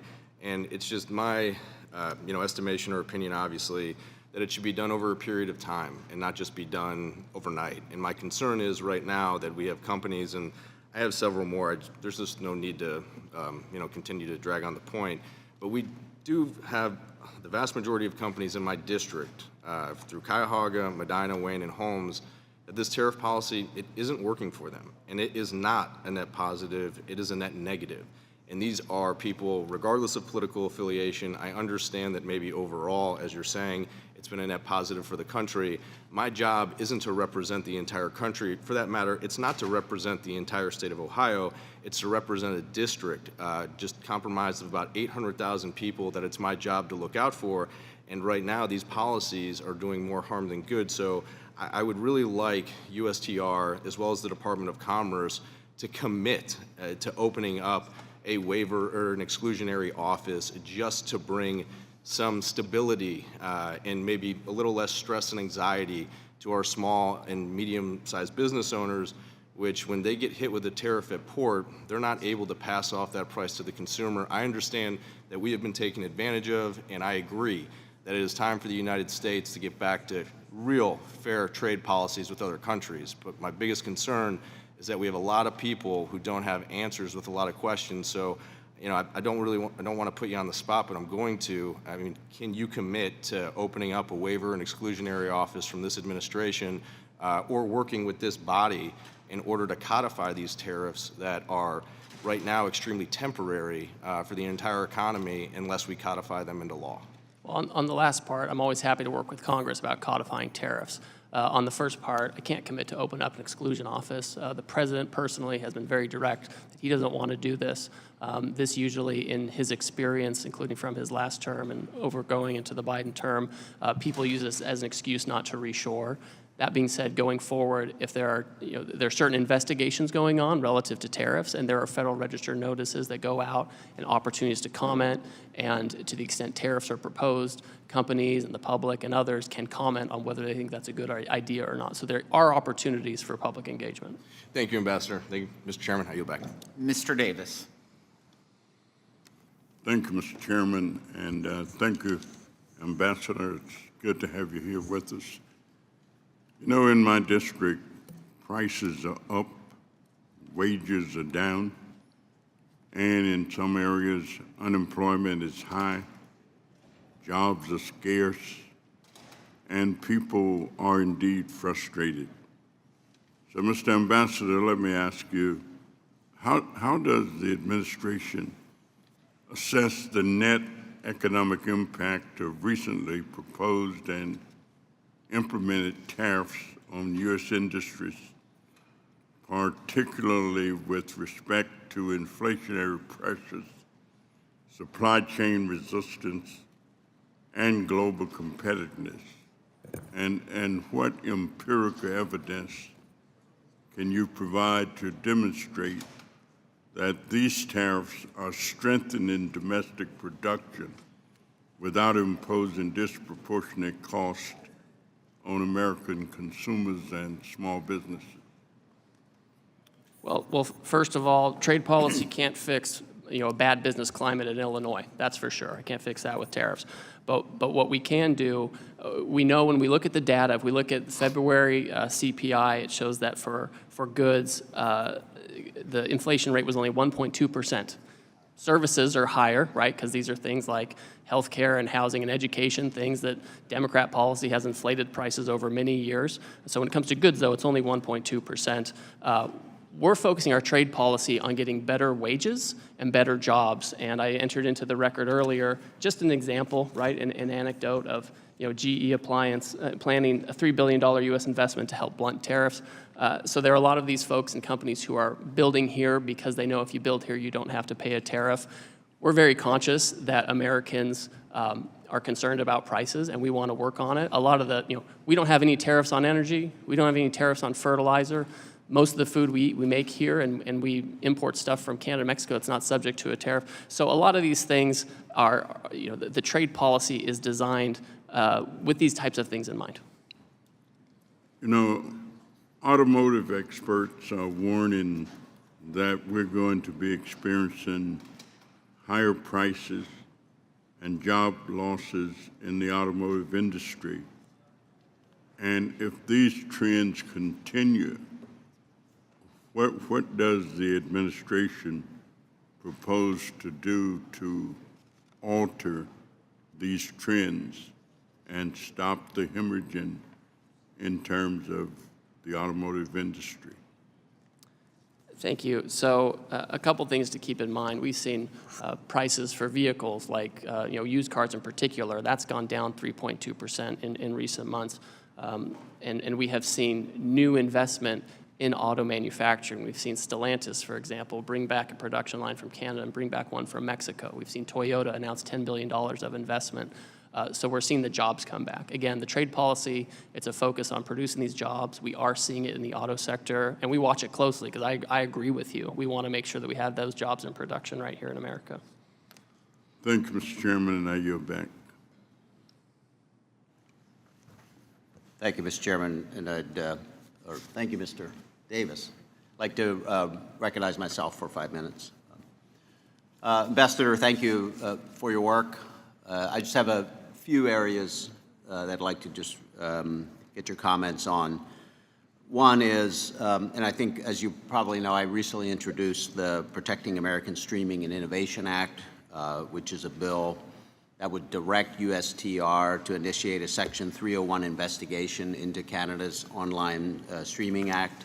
That bill is also supported by 8 of my colleagues here on the committee.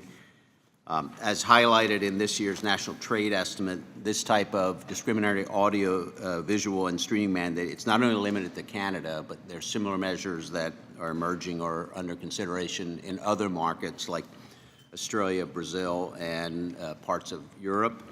And I just want to get your concern. Get your thoughts. It's a serious concern, I think, that'll have significant impact if that continues to spread. Of course, Canada's is already. So I'd like to get your thoughts and would like to know if USTR is planning to address this issue, address the potential broader proliferation of these measures. Certainly. So we are addressing it. So in the first instance, we've concluded 9 agreements on reciprocal trade. And in those agreements, we're committing countries not to impose digital services taxes, not to discriminate against U.S. technology companies, not to employ network usage fees, and that kind of thing. So on the one hand, we're making deals to do that. On the other hand, we have the potential to use a Section 301 investigation like you've talked about. The President has talked about it. What we really want are outcomes.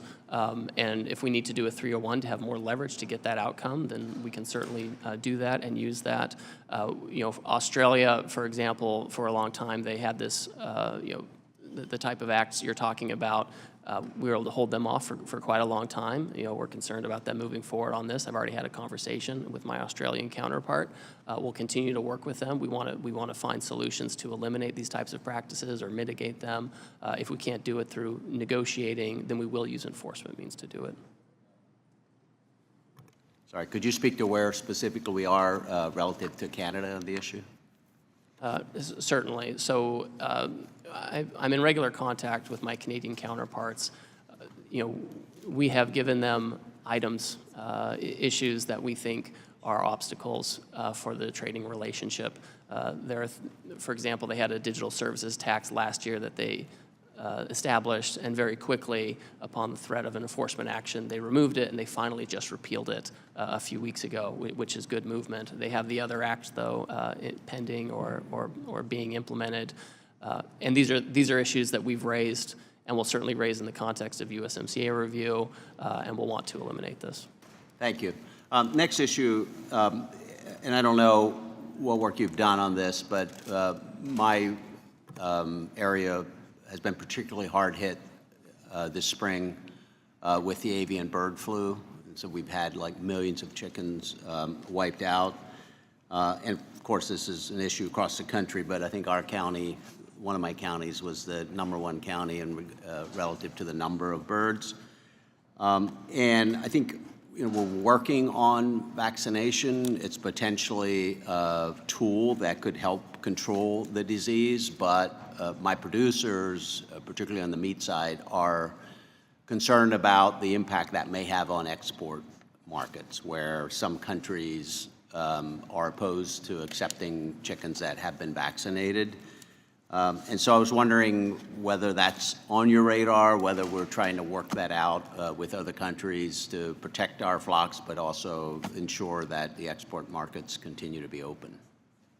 So we've had ongoing dialogues and even commitments from other countries with respect to, avian influenza and how it's treated, after an outbreak and et cetera. I will check on the vaccine issue. We've urged countries to, when we have an issue in the U.S., to regionalize it so that if one region has it, others aren't penalized. On respect to the vaccines, I'll check with my team to see where we are on that specifically. Okay, I appreciate that, and I just have a few seconds. I've asked many times about dairy.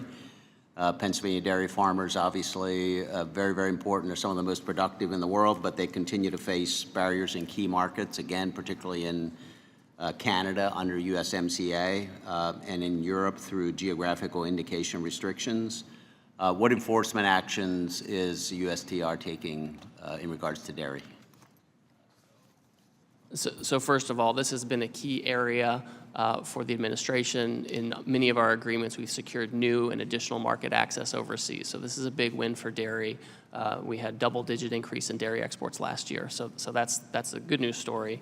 On Canada in particular, this is another issue we've raised with the Canadians. Either we have to resolve it very soon in the context of USMCA negotiations, or we'll have to resolve it through an enforcement action.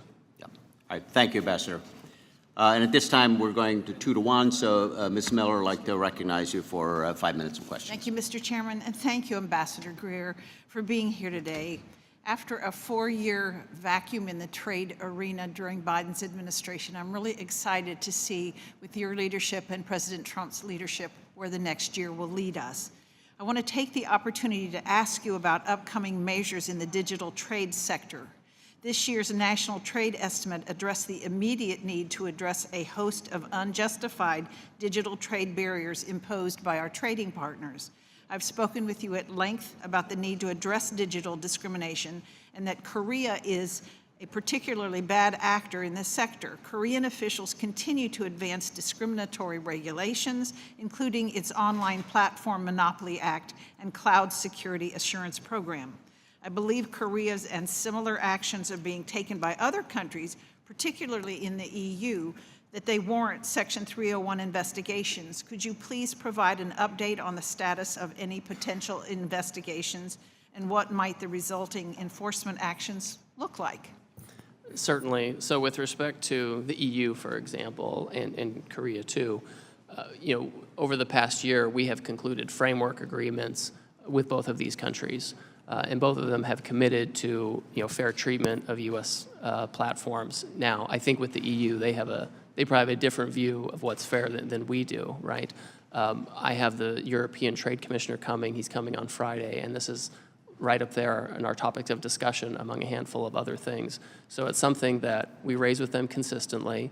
There are different divisions in the EU that have authority over this, and I'm working together with the State Department, with the Department of Justice to have an aligned U.S. government position. Certainly at USTR, we can do an investigation. We are in negotiations right now. We want to try to have an outcome there if we can, but we can quickly be able to deploy an investigation enforcement action if needed. Thank you. Another key factor for advancing the digital trade sector is approving a long-term extension of e-commerce moratorium. I was disappointed to see that a few spoiler countries arbitrarily blocked adoption during the WTO ministerial conference held in March. What is your plan for establishing a permanent or long-term extension for e-commerce moratorium? Do you believe that this can be accomplished during the first post-MC14 General Council meeting in Geneva, scheduled in May, or do you think we should seek plurilateral agreement outside the WTO? Well, we're trying to do both. So we'll have a meeting in early May, and there were two holdouts, Brazil and Turkey, who apparently want to be able to assess fees on American digital content. So if they do that, they'll pay a price for sure. All that being said, America got 164 countries to agree with it that we should have a longer extension, and we'll move forward to a plurilateral agreement on that front. Great. And I finally want to ask you about updates regarding lifting the Jackson-Vanik Amendment. You've previously stated that we should strike a deal with Central Asian countries and to optimize the benefits for American companies before lifting Jackson-Vanik. Central Asia is rich in natural resources that we currently largely source from China and Russia. One path that I can envision toward lifting Jackson-Vanik is by establishing a critical minerals agreement between the United States and Central Asian countries. We would achieve this by following something similar to the action plan on critical minerals proposed with Mexico and Japan. What are your thoughts on securing similar agreements with Central Asian countries and subsequently lifting Jackson-Vanik? Well, I think that a number of U.S. government agencies have had constructive talks with Central Asian republics on critical minerals, which is very important. It's just one sector among many. And as you know, these countries, they're large countries. They have growing economies, and we should be there. I think that any kind of, when Congress moves to take care of Jackson-Vanik or anything like that, I think it certainly should be coupled with movement on critical minerals and other market access that we need into those countries. Thank you. I yield back. Thank you. We'll now recognize Ms. Moore for 5 minutes. Thank you, Mr. Ambassador, for spending all this time with the Ways and Means Committee. I want to associate myself with comments that were made earlier by our chairman, Mr. Smith, that AGOA is very important to us. We want you to work with us in renewing it. We should, this is something that is a bipartisan ask, and I just want to associate myself with that. I also want to say that I'm from Wisconsin, sir, and even though I represent Milwaukee and the surrounding urban areas, I am feeling the impacts in lots of conversations about our farmers, our soybean farmers who have seen their markets destroyed with USAID being shut down and the markets in China closing down. And I understand that we're probably going to be looking at some trade adjustment assistance for them, for farmers. But farmers don't want these welfare checks. It's not well and it's not fair. They want their markets back. And I think this gives, I want you to think about this, I think it gives China a lot of leverage over us. I'm really concerned. You said here today that you were not a free trade person. And I don't know that I am either, but I'm a fair trade person, which I think is where all of us ought to be. And it seems to me that the president, and you support him as the trade representative, want to impose these tariffs with the hope that it's going to bring manufacturing jobs back. Number one, I haven't seen any industrial policy from the White House that would support that. All I see is trade, these tariffs, and threats. I have absolutely no idea where you're getting the numbers from, because factories are continuing to shed workers. We lost 98,000 manufacturing jobs just during the first year of the president's second term. So the question I have are, with this strategy, we're going to see a devaluation of the dollar, which of course will continue to raise prices for Americans, to deindustrialize. Are you deliberately trying to devalue the dollar? No, that's an interesting question. But that's what's going to happen. Well, I think, listen, first of all, the value of the dollar, whether it's weak or strong, it's relative to other currencies in other countries. So there are also, if you export overseas and the dollar is lower relative to that, you can actually export more effectively, and we're exporting more than we've exported in American history. On the trade policy issue, Congresswoman, I agree with you on fair trade and focusing on manufacturing. On January 20th, we put out a trade policy that was focused on manufacturing, and I think, I don't want to put words in your mouth, but I think you might agree with me that some of our trade policies in the past actually led to offshoring to Mexico or China or places like that. And so if there was a bad trade policy that could lead to offshoring, good trade policy can lead to onshoring. Well, I appreciate your sentiments, but like I said, there's no industrial policy to enable manufacturers to stand up where we've been in the 70s or 80s. You spoke a little bit about, we talked about depreciating the dollar, and you constantly talk about our trade deficit account, but you talked about our exporting to Europe, don't we run a surplus in the capital and financial accounts? You know, the IMF has put together a balance of payments, and so it's kind of disingenuous to just call this a trade deficit when you consider the balance of payments. Am I wrong about that? I think you are. I think that, you know, you can find some economists from like Cato, super libertarians, who want to go with you on that. I'm not in that camp. I'm more concerned in looking at the trade deficit in goods, where we're at $1.2 trillion in the hole following Biden years. I'm looking at our net investment position, where foreign countries have higher claims on U.S. assets than Americans have on claim on foreign assets. That's a dangerous position to be in. There are sub-accounts you can look at. I'm happy to have a more conversation with you on this. I think we're probably more aligned. You know, because I went with the chairman to Madagascar, and we have an awful trade deficit with Madagascar. But I look around at all those poor people, and I think, well, duh, you know, they sell us vanilla, but we have a trade deficit. And so we would have a broader conversation. I'd appreciate that, because I think that this trade policy of this administration is going to continue to raise prices for Americans. We're sowing into a dream of reindustrializing, and I fear that it's just going to put us in a situation where we're not able to pay workers more, where we're hoping and praying for an event that may not occur. But I appreciate your patience and your indulgence. Thank you, Mr. Smucker. I yield back. Thank you. Now we would like to recognize Mr. LaHood for 5 minutes. Thank you, Mr. Chairman. Ambassador Greer, welcome. Thank you for your service at USTR and for being here today. As you may know, Ambassador Greer, my district that I'm fortunate enough to represent, the 16th Congressional District, is the 10th largest agriculture district in the country in terms of corn and soybean production. Illinois, for the last 12 years, has led the nation in soybean production. And we're second in corn production. And I wanted to just let you know that roughly 3 weeks ago, I had a meeting of my Ag Advisory Committee, which is made up of about 40 farmers. And I just want to stress the anxiety and the uncertainness in the ag community right now, where prices are at, where diesel has gone, fertilizer, applications.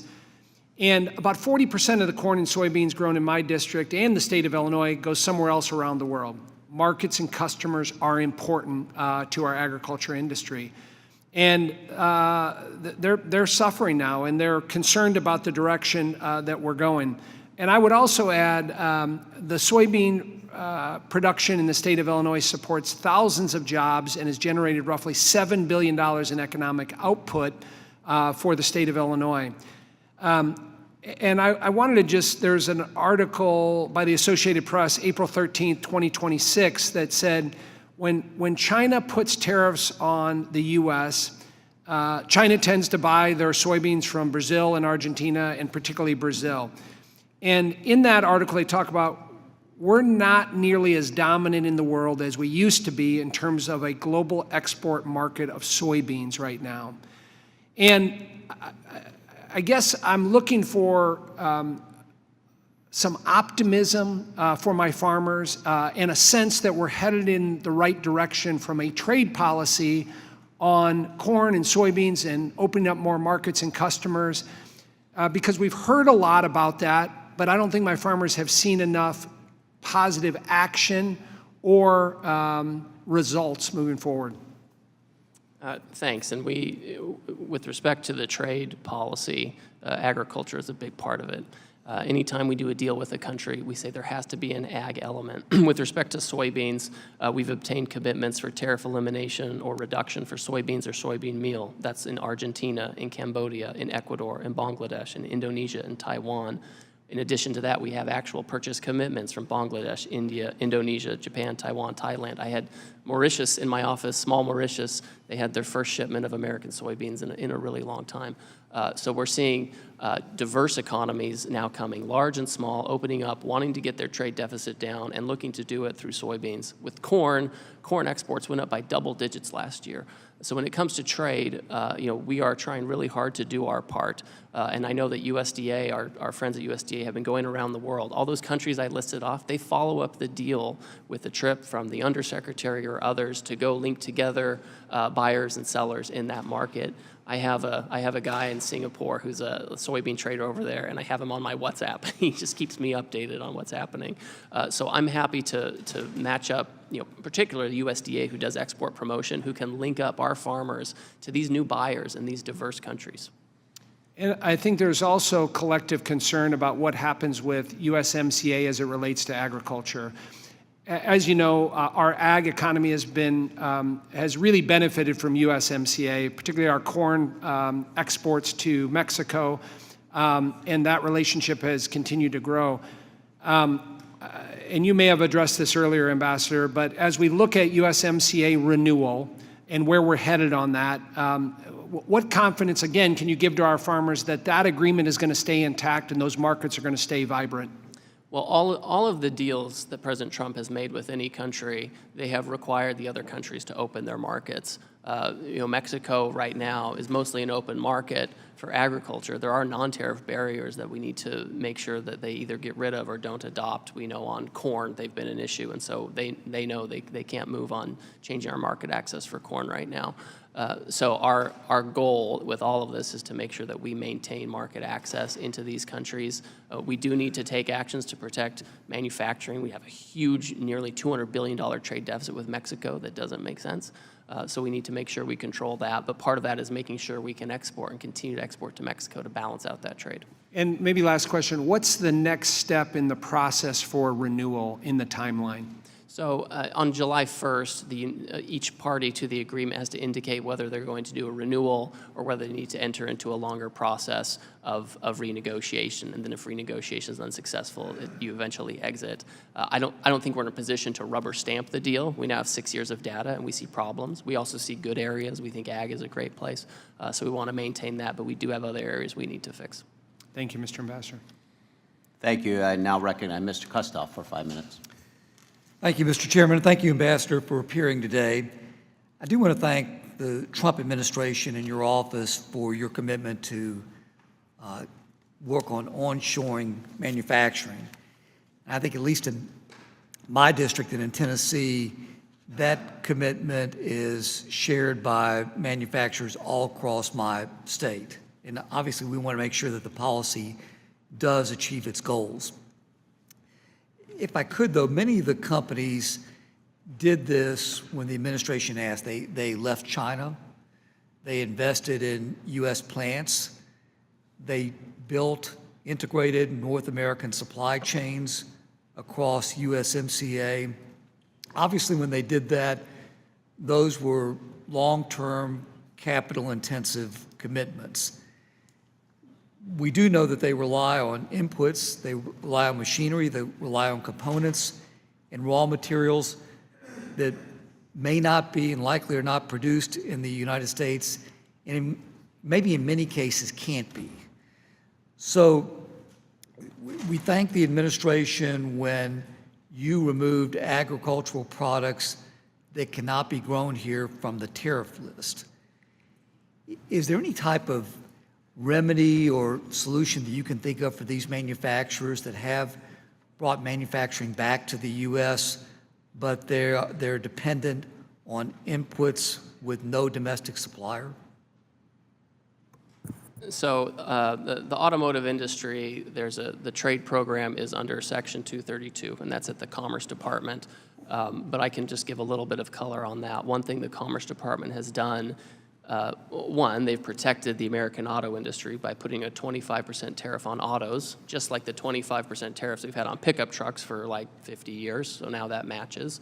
But at the same time, there has been some provision for bringing in parts that are compliant with USMCA rules, having some kind of an offset, and also accounting for U.S. content. So in North America, there have been accommodations made by the Commerce Department to account for that integrated supply chain, particularly where it's relative to U.S. manufacturing. So if you were me and you were trying to communicate to Tennessee manufacturers who have onshored and brought back manufacturing to the U.S. and into Tennessee. What could I tell them about certainty as it relates to tariffs?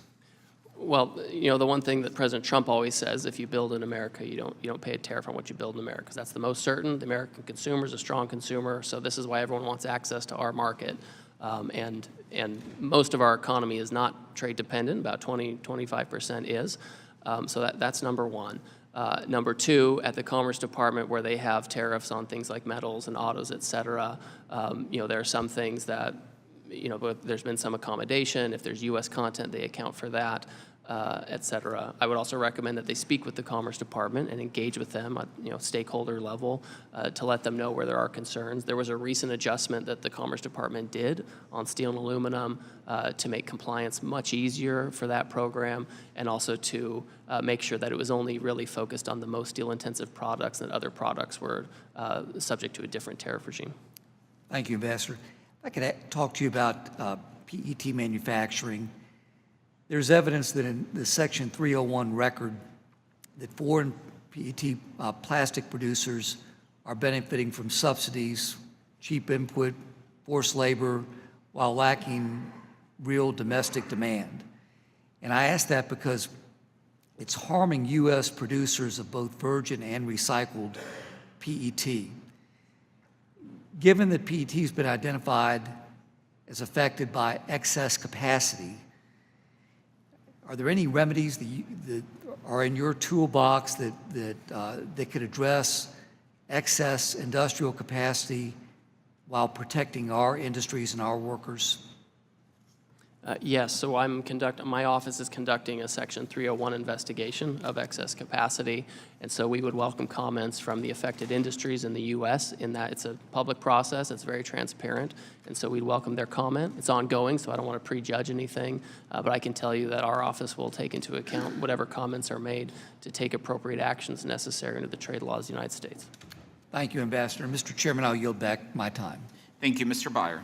Mr. Chairman, thank you very much. And Ambassador, thank you for once again coming to be with us, and thank you for your thoughtful answers. I do wish maybe our staffs could get together and agree on the statistics ahead of time. I get confused when I hear you say these things. Let me give you the data that I have, and I get these things from the Wall Street Journal and the U.S. Chamber of Commerce. The loss of 88,000 manufacturing jobs last year, the loss of 500,000 blue-collar jobs last year, net job growth, December, January, February together, net 0 jobs. I try to talk to each of my chambers of commerce every year, and those are largely Republican small business people.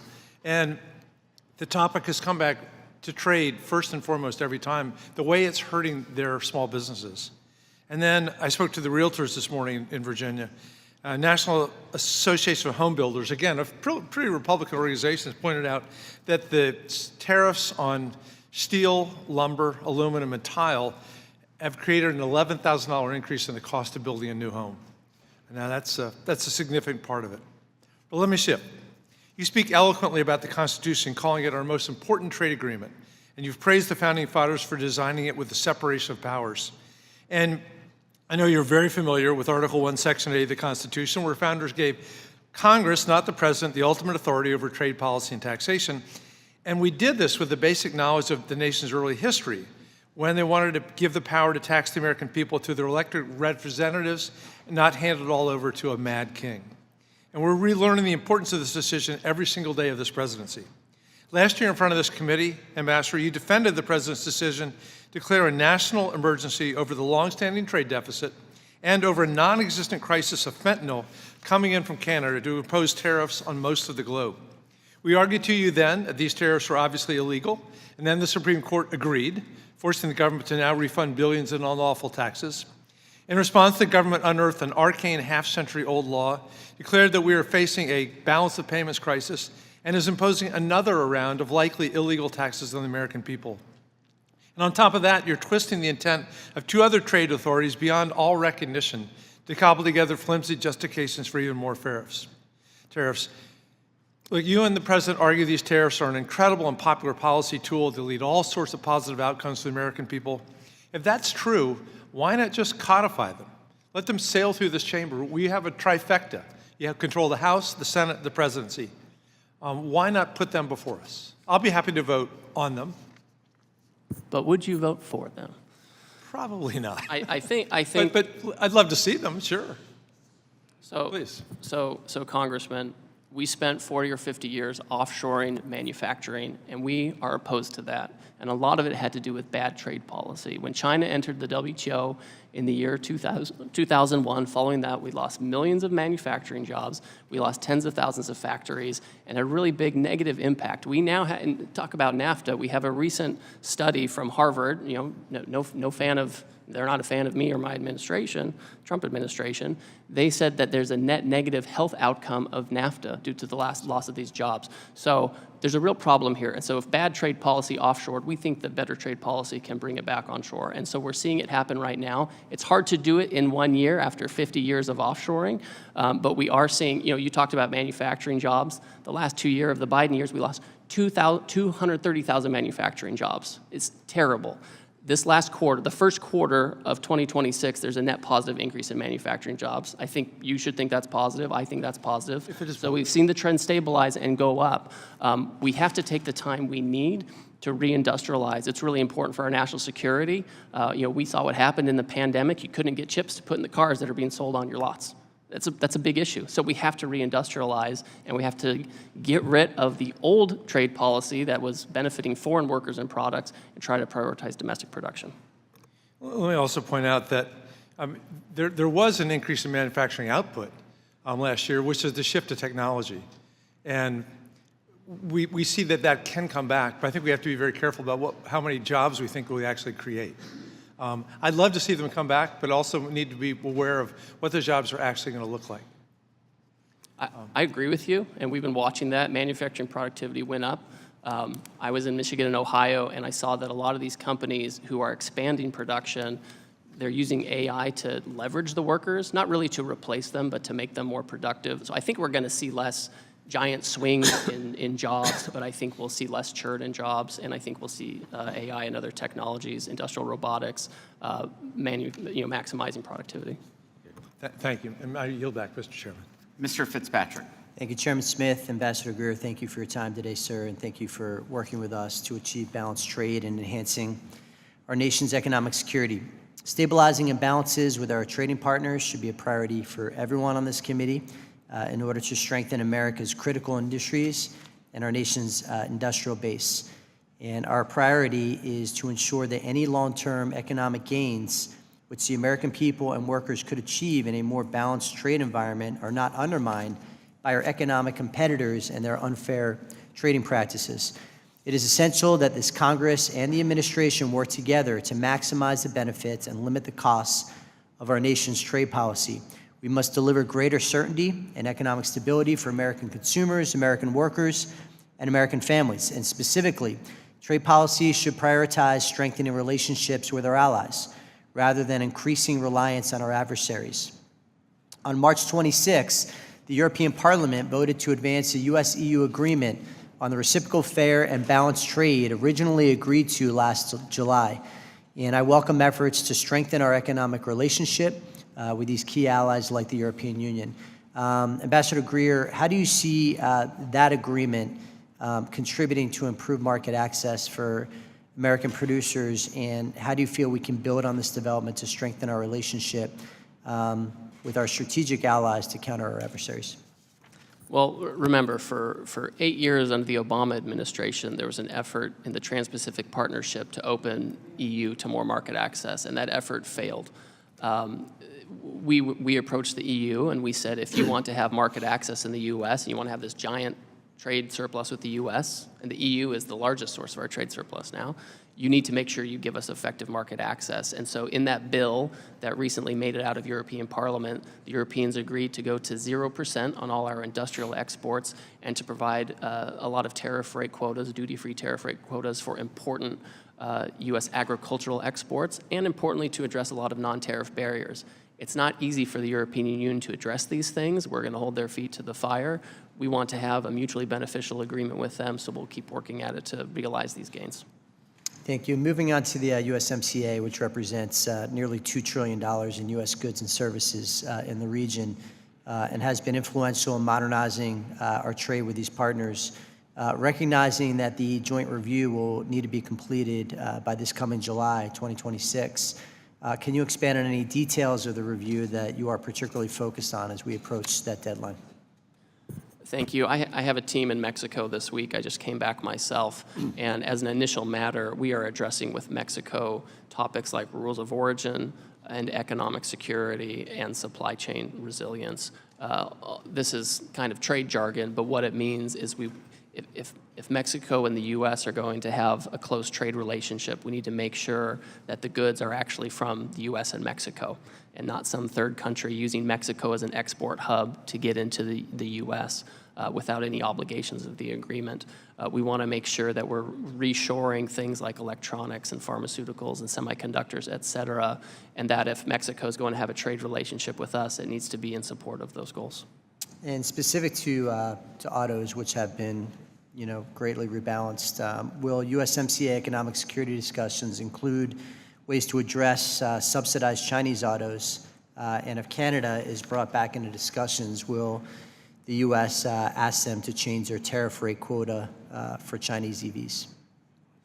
Well, I think that if the Mexicans and the Canadians want to have preferential access into the U.S. market, they need to make sure that they're controlling their own economic borders. And that includes with respect to subsidized autos coming from China or anywhere else for that matter. So we are focused on this. Each of these countries have their sovereignty and they can decide what they want to do. Mexico has already independently taken steps to raise tariffs on various items from Vietnam and China. We think that's a meaningful step and we look forward to their further alignment with us. Thank you, Ambassador. I yield back, Mr. Chairman. The gentleman yields. I now recognize Mr. Stubbe. Thank you, Madam Chair. Ambassador Greer, thank you for your testimony. Under President Trump, our economy continues to flourish and recover following the disastrous policies of the Biden administration. We must remain steadfast in advancing President Trump's trade agenda and continue to support the administration in its work upholding the security and prosperity of our nation and the American people above all else. Looking ahead, Congress must continue emboldening the work of the administration, putting America first, and unapologetically provide any and all authorities that are necessary to protect the American economy from unfair trade practices. We must uphold the sovereignty, resilience, and security of the industries that allow our economy to prosper. This means utilizing all the tools at our disposal so that American industries can compete against our adversaries that seek to dismantle the economic security of our country.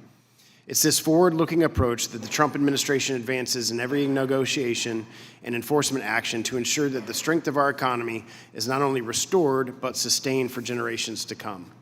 First, I'd like to talk about specialty crops, especially in the state that I represent in Florida. Many agriculture producers in the great state of Florida have been undercut and lost market access due to the sudden surges of Mexican specialty crop imports during peak harvest seasons. Are current anti-dumping and countervailing duty tools sufficient to provide effective relief for American specialty crop producers? I think the current trade remedies you're talking about, they can be challenging. I think there might be a case pending right now, but I've seen them attempted to be used before, and sometimes it's challenging to get the best data because a lot of our farmers are small farmers and they can't always represent themselves very effectively in Washington. When I'm speaking with the Mexicans, and I've already raised this with them, I want to control for this issue. It's one thing to get imports of fruits and vegetables, in January and February and December and things like that. It's a totally different thing to get the big surges you're talking about during the shoulder seasons for growing and sales. So we can certainly, through USMCA discussions, try to control this and find a solution. I think trade remedies could be improved to account for the issue as well. So in upcoming USMCA negotiations, specialty crops will be something that you guys will be focused on to ensure that our American producers are being treated fairly? Yes, and I've already raised it with my counterpart. Thank you. Quickly talk about sugar. Section 301 gives USTR the authority to counteract the foreign structural excess capacity caused by the foreign policies identified by USTR in the new National Trade Estimate Report by raising tariffs in situations like this. Are you willing to use Section 301 to effectively secure U.S. interests in maintaining a domestic sugar industry and avoid the economic crisis that is currently impacting the U.S. sugar industry? Well, I've spoken with U.S. sugar stakeholders. I know this is an important industry. I know they feel under pressure. And so I'd like to have a conversation with them about what kind of tools we have available, because we want to maintain our industry. We have a broader industry that uses sugar as an input, and we need to be able to account for that as well. But we have to maintain a domestic industry, and I'm happy to look at possible tools to help protect it. Okay, last week, Secretary of Ag Rollins said in budget hearings before the House Committee on Agriculture that unfair imports are crushing American farmers, that sugar is one of those sectors that is a priority for the administration, that she's committed to working with you to protect American farmers. Are you committed to working with Secretary Rollins and the President to use Section 03 to address this problem? So I talk to Secretary Rollins on almost daily basis. We've talked about this issue, and again, we're looking at different authorities that could be used. Trade policy should reflect not only economic interests, but also national security and ideological alignment. Strengthening relationships with allies who share American values is essential to reducing reliance on adversarial nations. How can we ensure that our trade policies prioritize and strengthen our relationships with strategic allies who share American values and are willing to join us in enacting common policies to counteract adversaries? Well, I think that we need to make sure that our trade is optimized for both of these things you talked about, our economic well-being and our national security. So when you look at the President's trade program, you look at the Western Hemisphere, they're kind of in the best situation when it comes to tariffs we've imposed on them and their access to this market. We have trade surpluses with a lot of those countries. As you get closer to places like China and Vietnam, elsewhere, it's not really about do we like them or not, but they do pose a challenge economically. China is its own special threat, and so tariffs naturally are higher on those countries. So I think that we've built the trade policy in a way that the closer you get to America from a geoeconomic, geopolitical position, the better off you are. The closer you get to the other end of the spectrum, the higher tariff is going to be. Thank you for your time. I yield back. Gentleman yields. I now recognize Mr. Schneider from Illinois. Thank you. Thank you, Madam Chairman, and thank you, Ambassador Greer, for being here today. First, I want to associate myself with the earlier remarks of my colleague, Darren LaHood, also from Illinois, in support of our corn and soy farmers in USMCA. Our districts border each other in northern Illinois, and I can tell you I'm hearing the same thing from our farmers that he heard from his. Looking at trade more broadly, a lot's changed since you were here last. President Trump, with your help, has put new tariffs on many of our allies, removed some of those tariffs, and then reimposed other tariffs. You've also started dozens of 232 and 301 investigations into products, and then cut deals with countries before those investigations have even concluded.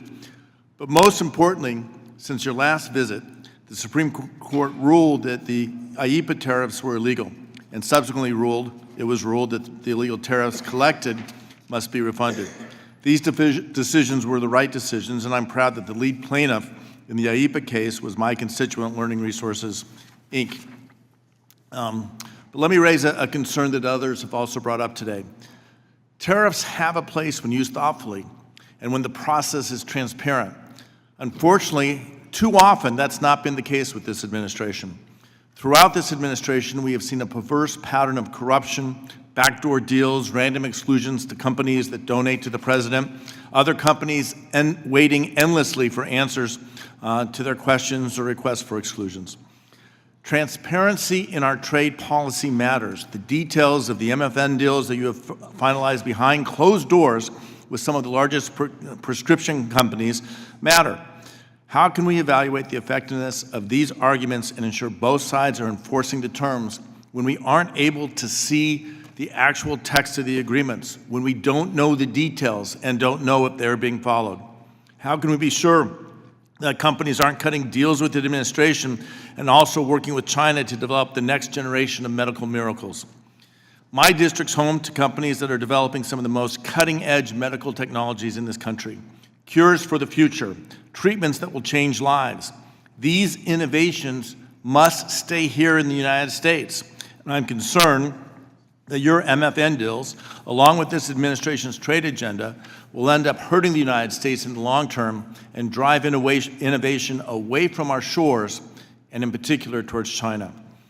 So on these deals, Ambassador Greer, the administration has highlighted the need to address unfair trade practices that disadvantage U.S. innovators and ultimately shift a disproportionate share of global pharmaceutical R&D costs onto American patients.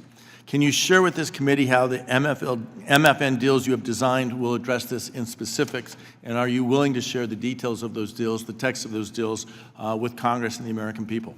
So let me kind of disaggregate some of that. So I think you're talking about some MFN deals with the Commerce Department and HHS, where companies have finally agreed to reduce the prices for pharmaceuticals. We're finally seeing them decrease, and they're also building here in the United States. These are good outcomes, so we want those. Then I have agreements on reciprocal trade that are totally public.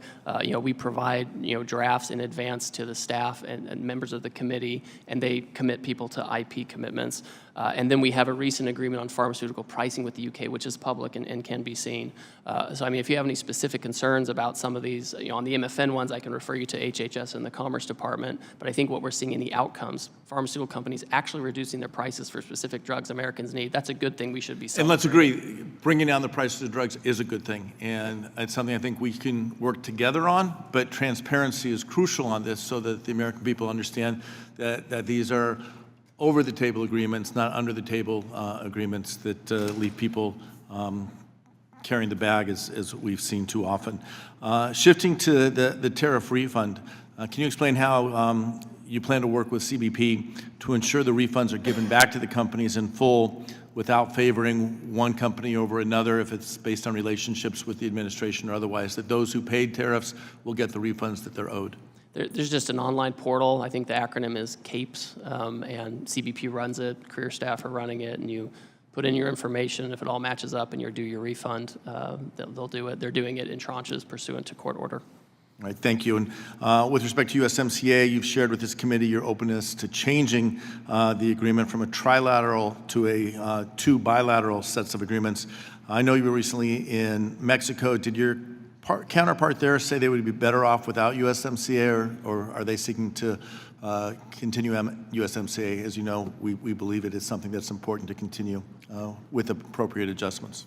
Well, the Mexicans agree with us that there are things that can be changed in USMCA, particularly to have more production in North America, and they're open to having a bilateral protocol that improves and adjusts some of the things in USMCA. I think there are a lot of load-bearing pillars in USMCA that maybe we don't have to touch, but there are things we have to fix, and the Mexicans are open to doing that bilaterally. Great. I'm out of time, but I'll close on one last thought that I think we can all agree on. We are stronger, the world's better when the United States invents things here, makes things here, and ships them around the world, and fair trade is critical to that, and I think that's something we can all work together on. I yield back.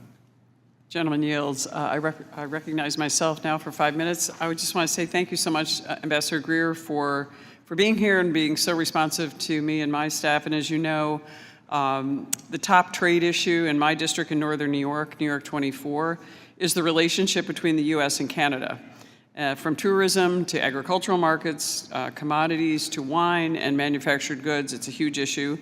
And Canada is a top market for my district. However, Canada has long discriminated against certain industries in my district, and that is what I want to focus on today. I got a couple quick things, but let's start with dairy, and we've talked about this before. As you recall, probably my district is the 5th largest dairy producing district in the entire United States. For years, Canada has rigged their system to prevent U.S. dairy producers from fair access to Canada's markets. This year's National Trade Estimate report, as every year's report details, Canada's market manipulation and unfair treatment of U.S. producers is still evident.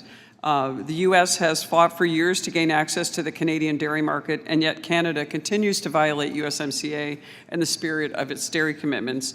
Have you and your team raised these issues with our Canadian counterparts thus far, and have they been constructive in helping all of us resolve this issue with our friend to the north?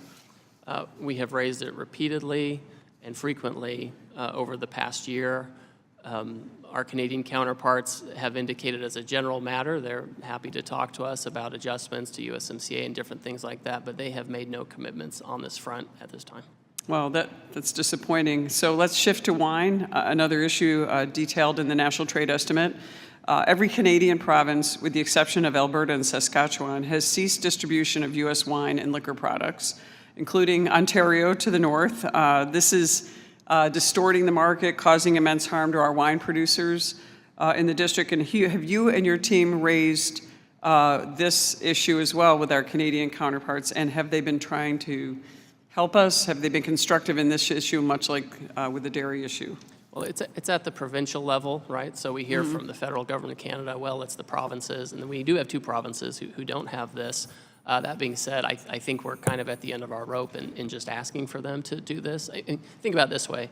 There are 2 countries that have retaliated economically against the United States in the past year, the People's Republic of China and Canada. So that's kind of the company that they're running in. So my sense is there may have to be an enforcement action to deal with this issue on wine and spirits in Canada. Thank you for that. Let's hope we can resolve that. And one last issue I'd like to discuss with is the Canadian prohibition on bulk imports of fresh fruit and produce. My district is the 19th largest fruit producing district in the nation and the 21st largest vegetable producing district in the nation. Once again, as detailed in the NTE, Canada severely restricts imports of bulk fresh fruits and vegetables. Have you and your team raised this issue with our Canadian counterparts, and where are they with this issue as well? We have. We thought this would be an easy one for them to fix. They've refused to fix it. It's in the national trade estimate. It has been for a long time. It's one of those crazy things when you hear that it exists. People say, oh, well, Canada, they're our best friends. But then they do things like this where you can't ship fruit if it's in a package above a certain size. It doesn't even make economic sense. So we've raised it with them. We'll continue to do it. Yeah, it's disappointing. I mean, I've spent my whole life going back and forth to Canada. I'm a curler. I also graduated from the Silver Broom Curling School. I showed my horse up in Canada and in Toronto. And, you know, our Canadian counterparts have come to meet with us frequently. They talk about us. They want to talk about the tariffs. However, they don't appear willing to actually address this issue as you've described. And we really need to really forge this relationship with our Canadian counterparts. Ambassador Greer, is there any message you would like to give to our Canadian counterparts about getting them to the table? I've met with premiers and met with the parliamentarians from all across the region, the northern Canada, all the way from the north to the south, to the east, everywhere, and west. What would you like? How do we get them to come to the table and bring back this relationship that is so important for our farmers, our business owners, everyone? We value the relationship with Canada, especially someone like me who's grown up just an hour and a half or so from the Canadian border, and really value their friendship, but also want to see them come to the table. I hate to see our great ally being aligned with the People's Republic of China when it comes to trade with the U.S.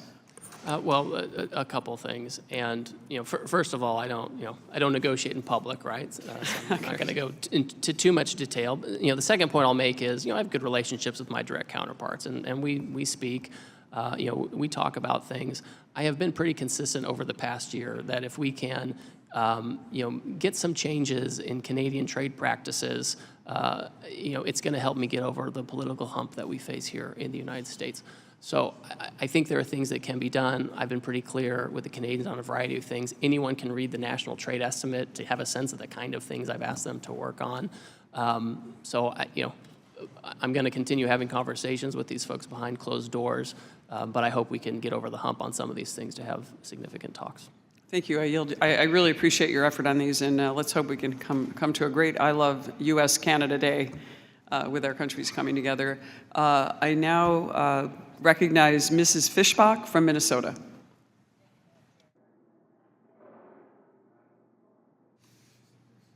It's so far away that it's hard to read. But thank you, Madam Chair, and thank you, Ambassador Greer, for being here. I appreciate the opportunity to just ask a couple of questions. But I do, first of all, I want to add my voice to the concerns that Mr. Stubbe raised regarding the sugar issue and the imports. And as a matter of fact, Neil Rockstead, a sugar beet grower from my district, testified last year at the Brazil 301 investigation about what's causing the issues. And so just anything that we can do to deal with that issue, they are being devastated by the unfettered imports of sugar. So, but as USTR and the Ways and Means Committee prepare for USMCA, because that is also, I'm from Minnesota, so that's a big issue for me, the reauthorization, the turkey industry is seeking parity in how the tariff rate quota, the TRQs, is calculated. Currently, the formula ties the U.S. quota to Canada's fluctuating domestic production, resulting in unpredictable year-to-year volumes that create challenges for producers. As you continue to engage with the agricultural stakeholders, can you commit to working on those TRQs regarding Turkey ahead of the USMCA reauthorization? We will, and we had a public comment process, so we've engaged with stakeholders on this.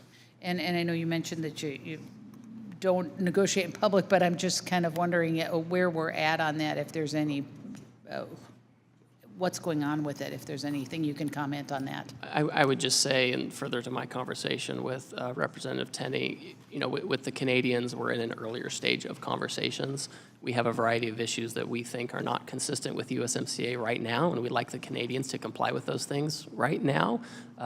It's hard to move on to a broader conversation about how to improve the agreement when we don't feel like we have compliance with the initial one. But the Turkey issue and the TRQs, when we get to that broader conversation, we're going to include that. I mean, we already have flagged it in various fora, but we can work on it in more detail once we get some progress. Okay, because that is one of my priorities for USMCA.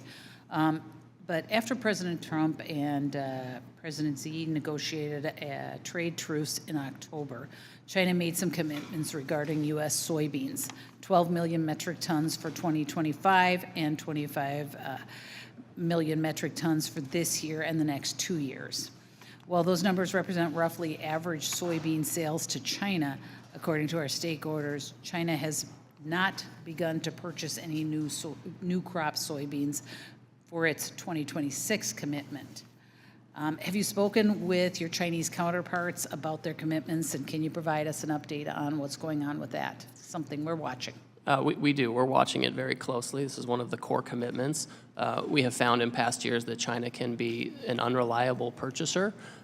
Some years they'll buy, some years they won't. They'll use excuses. If we try to defend our markets, they'll turn off soybean purchases. So it's a challenging situation for our farmers to be dependent on this market. So what we've done is we have these commitments, solid commitments, volume commitments that are, fairly easy to measure. The Chinese have essentially filled the 12 million from the last sales season, and so now we're entering into the new season. We'll raise it with them. We speak with our counterparts at the staff level and my level with some frequency, and so we'll raise it to make sure that they fulfill that commitment. Not to put you on the spot, but what happens if they don't? Well, if they don't have it, remember, essentially the terms of the deal is we agreed to, at one point we had very, very high tariffs on China. Now we just have high tariffs on China. So the president has tools like that and other things as an enforcement mechanism. The Chinese know this. They want to have stability as much as we do. And so we feel very strongly that they will deliver on this. The president's going to meet with President Xi in a few weeks to reinforce this. So we feel confident. And then if they don't, we'll take our actions that we need to. But I don't think we need to. I think they're going to fulfill it. Thank you very much. And I just want to reiterate, USMCA and those trade deals are incredibly important to the folks in my district. We have a heavy ag district, and so I appreciate you taking their concerns to the table with you. So thank you very much for being here, and I yield back. Ms. Delbene. Thank you, Mr. Chairman. Ambassador Greer, thank you for being here today. Appreciate it. Every day, I hear from constituents struggling to make ends meet. They tell me how groceries, gas, housing, healthcare, and other basic needs are becoming increasingly unaffordable. And the president's trade policies have been fueling this affordability crisis. When the Supreme Court struck down the president's illegal tariffs, there was a glimmer of hope that families could breathe a little easier. But hours later, you and the president said you'd reinstate those tariffs through other means. Now you're running 76 simultaneous Section 301 processes, and you set July as your target end date. I'm skeptical that USTR can perform these many thorough factual reviews in just a few months. And I know the USTR statement from February 20th says that you will comply with the substantive and procedural requirements, but it appears to me that you're just going through the motions of the 301 process when we all know how this story ends with the reinstatement of tariffs that will continue to harm consumers and businesses in states like my home state of Washington. So I had a few questions about the process that's being run. First, Mexico is a target of your investigations, and under IEEPA and Section 122 tariffs, goods that qualify under USMCA have been exempted.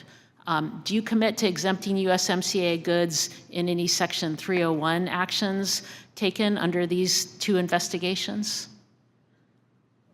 These are new investigations. I can't prejudge the outcome or pre-commit to an outcome. So the whole point of the dispute settlement mechanism is to avoid unilateral tools like Section 301. And so the tariff-free treatment for qualifying goods in North America is kind of a cornerstone of our regionally integrated economy. And so I started with that question because I was hoping that was something that we would be able to easily agree on. And I'm disappointed to hear that the administration is willing to go against a trade deal and raise costs on working families if we don't have agreement that that's at least going to be a cornerstone of it. Also, Section 301 requires that before tariffs can be put in place, you have to conduct rigorous investigations. And yet, when you announced the 301 investigations, you cited Bangladeshi cement as a justification, yet Bangladesh hasn't exported cement to the United States since 2004. So how does that make sense as a justification? So for each country, in many countries, we listed a number of manufacturing areas where they have excess capacity. Manufacturing moves in ecosystems. And so when we start an investigation, we have prima facie evidence. If we can see excess capacity in certain areas or we see a trade surplus with the U.S., but this it's is enough data to start an investigation, which we'll conduct, and we'll do it rigorously using But this is staff data at from USTR. 2004 that you're using to justify actions now. They currently so- have excess capacity in cement, currently. Will USTR perform a thorough country-by-country analysis under each of the Section 301 investigations? Yes, we're already conducting consultations with countries who desire it. We've offered it to all the countries. We've conducted comment processes already, and we are taking our time. The career staff are doing this. We're very focused. I trust our career staff. They're incredible. They do a very good job, and I'm very confident that they'll be thorough. And my understanding is that for each Section 301 investigation, the Section 301 committee and the Trade Policy Staff Committee will each produce memos to justify their actions. Will you commit to publishing these decision memos so that they're public and we can see the results of these? I'll have to assess with my general counsel. Some of these things are deliberative in nature and so aren't subject to some of those disclosure rules. Does the law prevent you from releasing those? I'll have to look. I'll talk to my general counsel. Okay, I'm not aware of any authority that prevents you from releasing those memos, and I think it's important for everyone to see the analysis to justify tariffs because it's been raising costs for families by thousands of dollars each year. Well, we will put out a report on our findings, to be sure. We'll have a Federal Register notice, and people can comment. It'll be quite transparent. I know you think trade policy is working. I come from a trade-dependent state, but if you think it's been a good idea, then I think that, one, we should be coming to Congress. The proposals should come before this committee, and we should make sure that we are not continuing illegal taxation of my constituents and people across the country.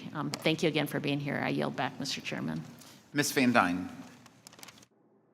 Thank you very much, Mr. Chairman, and thank you, Ambassador Greer, for joining us today. I know it has been a long morning, and I appreciate your patience and your responses.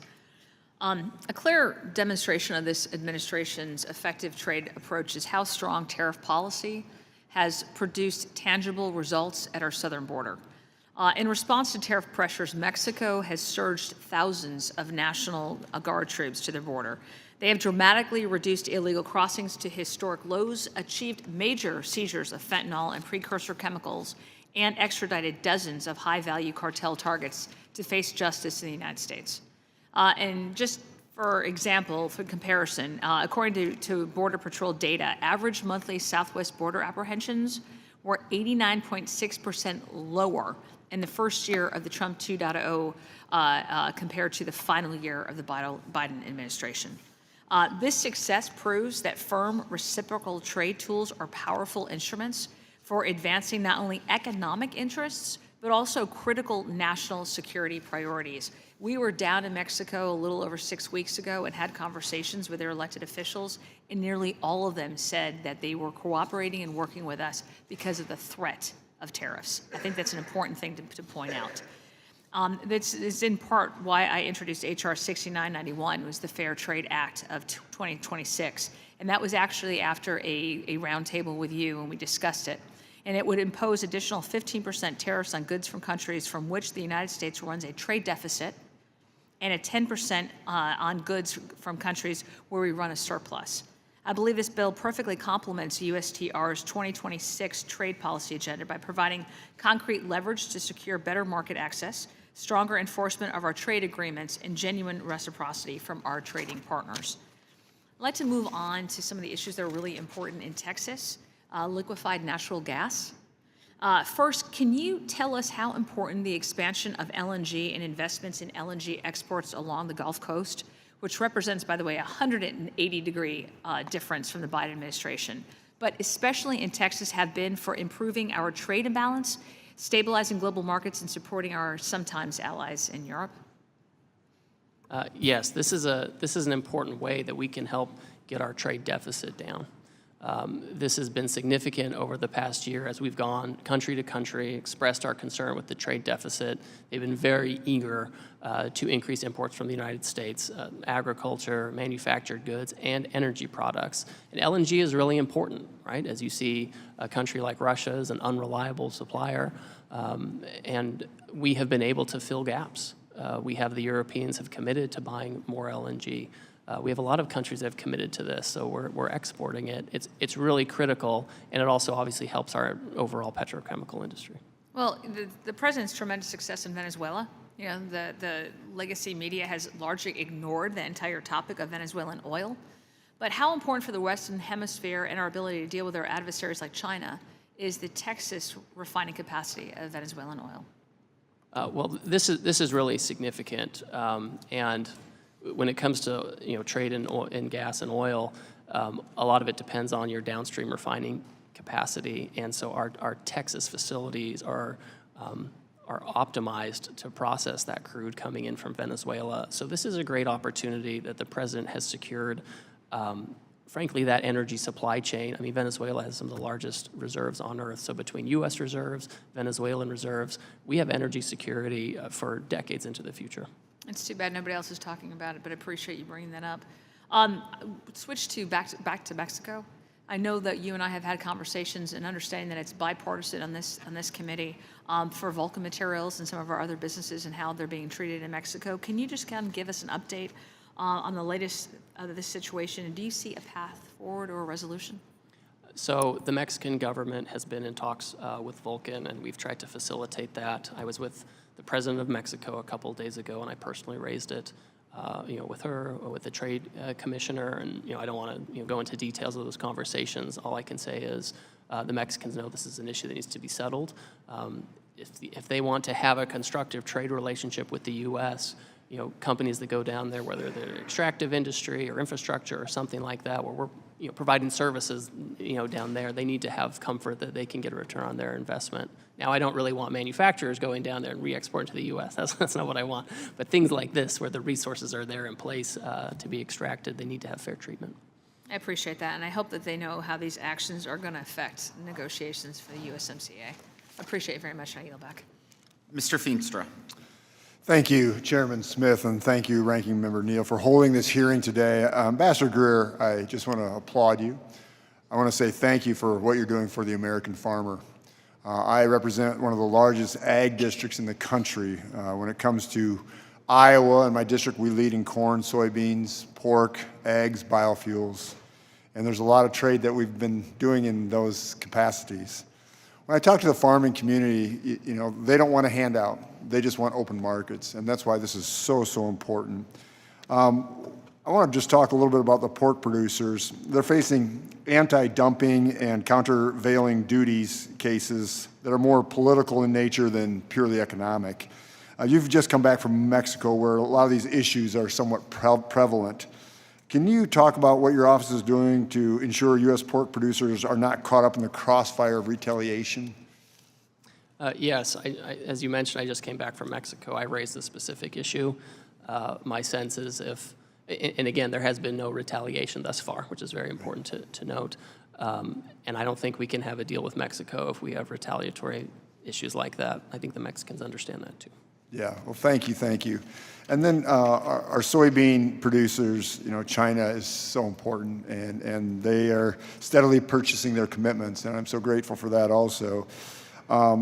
How do the U.S.-China Board of Trade that's being set up and developing, how do you think the more permanent Board of Trade will help and ensure China sticks to their purchasing agreement and provides better access for our U.S. producers? How do you see that playing out? Well, remember, the Chinese economy is a command economy. They have something that passes as a private sector, but it's really beholden to the government and the party. In the U.S., we try to have as much of a free market economy, capitalist economy as we can. And so those economies don't fit together very well. So the Board of Trade is a mechanism, a government-to-government mechanism, where we can engage on terms that are mutually acceptable with the Chinese. If they're going to have a managed economy, then they can manage importing from the U.S. Yes. We can identify those goods that we really think are important for us to sell to them, and we can identify goods that we're willing to buy from them as well, mostly in non-sensitive sectors. There's a lot of non-sensitive, mutually beneficial trade we can do with the Chinese, but it has to have some predictability to it. Well, I'd love to open more markets there and continue to see them buy our goods.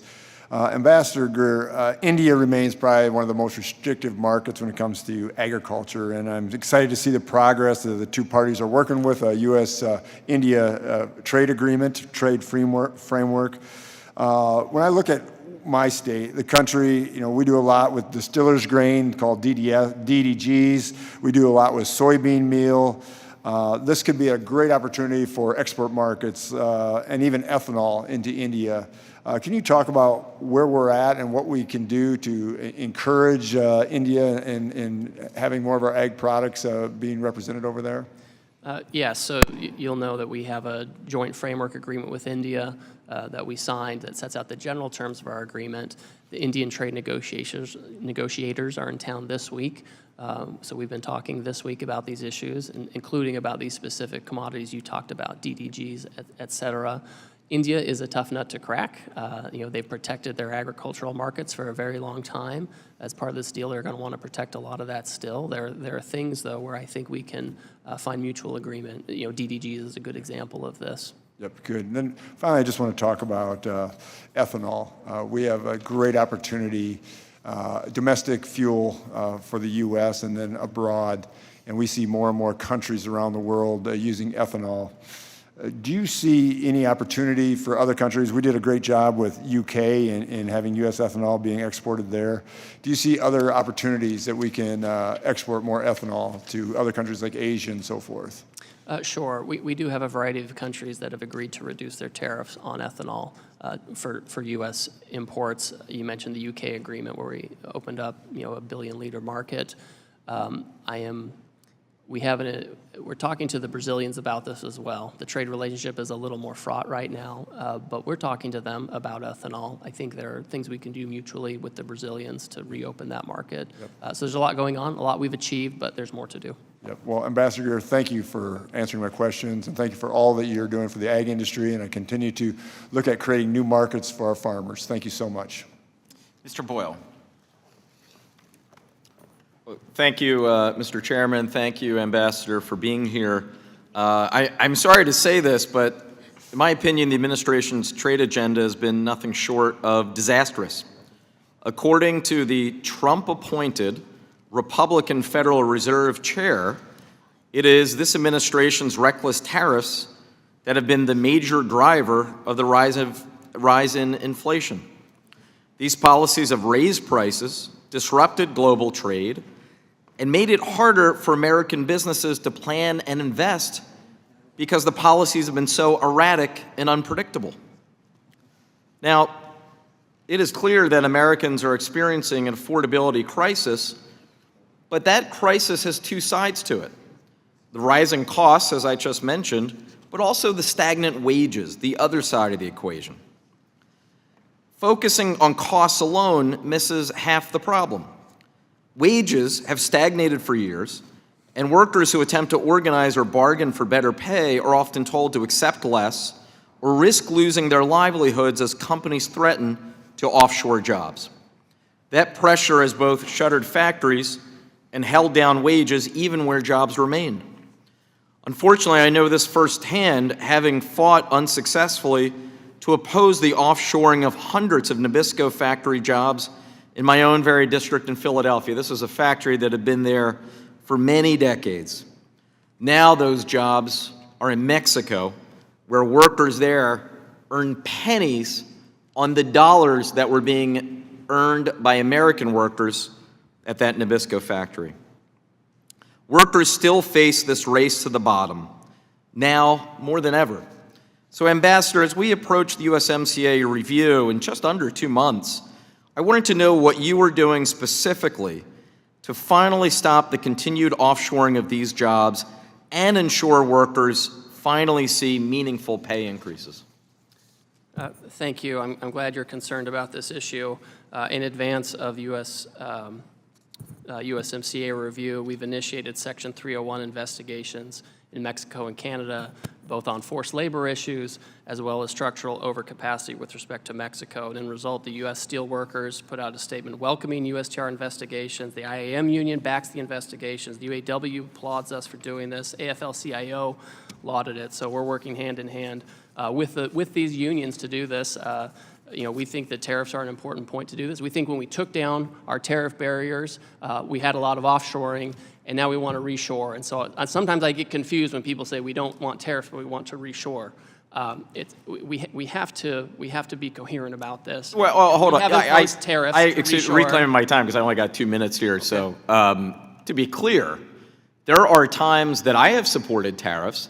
However, there's a big difference between the tariffs that I have supported and the ones this administration has erratically put in place. The tariffs I've supported are industry-specific and country-specific. That's very different than the trade policy of this administration. But in the remaining time we have, if we can just shift on moving forward, what specific commitments this administration and you specifically are looking for in the review of USMCA, specifically with respect to Mexico?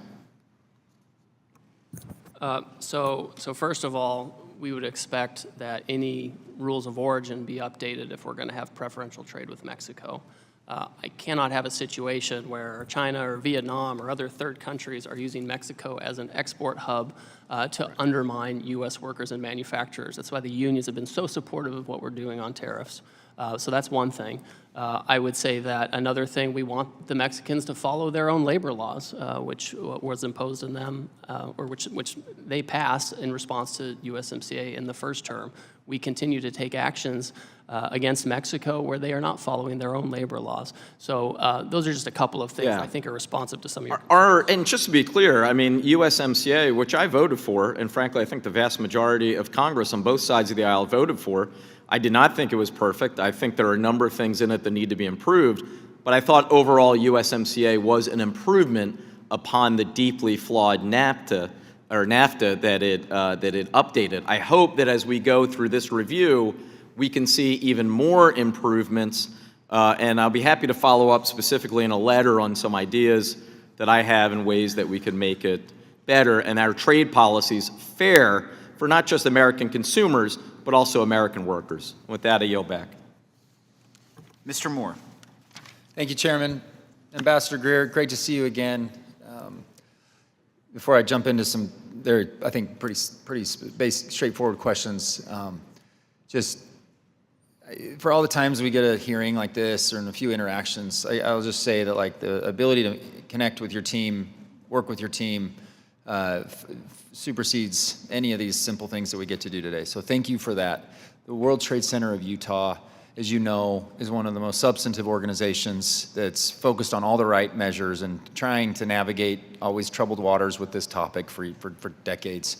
And they would feel the same to be able to have an ability to work with you all, and it's very much appreciated. So thank you. I understand you just came back from Mexico City for bilateral discussions with Mexico within the context of USMCA.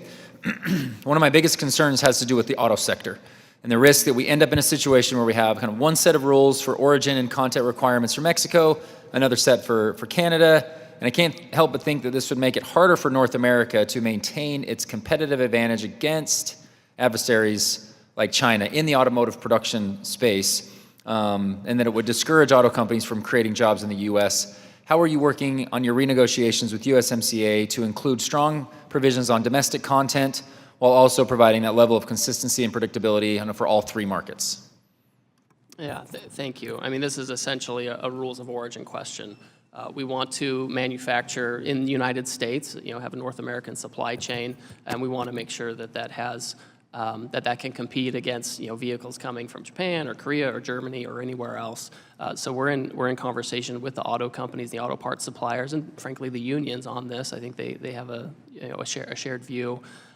So we're happy to talk to them. There is some overlap with the Commerce Department's Section 232, which has the global auto tariff regime. So I'll work with them to make sure that whatever rules of origin we have enhance competitiveness in North America and don't detract from it. Thank you. This addresses a lot of other areas. Like we're in a unique spot that we probably haven't ever been before in our international relationships with some sincere adversaries, like making sure that we have a strong North America. The U.S. will lead in this, but we've got to be able to compete against China in multiple areas. This is one of them. So thanks for being that and making sure it's a strong focus for your team. Next topic is actually the importance of a stable flow of potash. United States and Canada. Utah is one of only 3 states in the country that actually produces potash, specifically sulfate potash for premium crops like berries and fruit, but this makes up a small overall percentage of the U.S.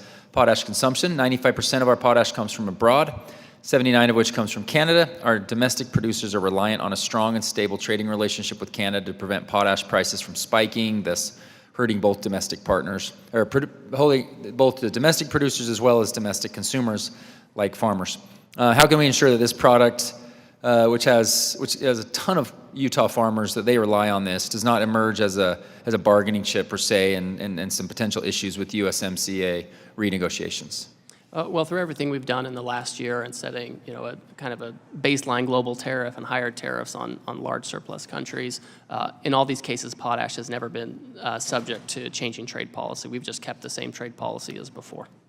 Excellent. So the concern that this becomes a major bargaining chip and you're not as concerned about that? I mean, we haven't messed with it. We haven't put tariffs on potash. It's just kept flowing from Canada. So it's, we view that as a certain flow. Excellent. Thank you.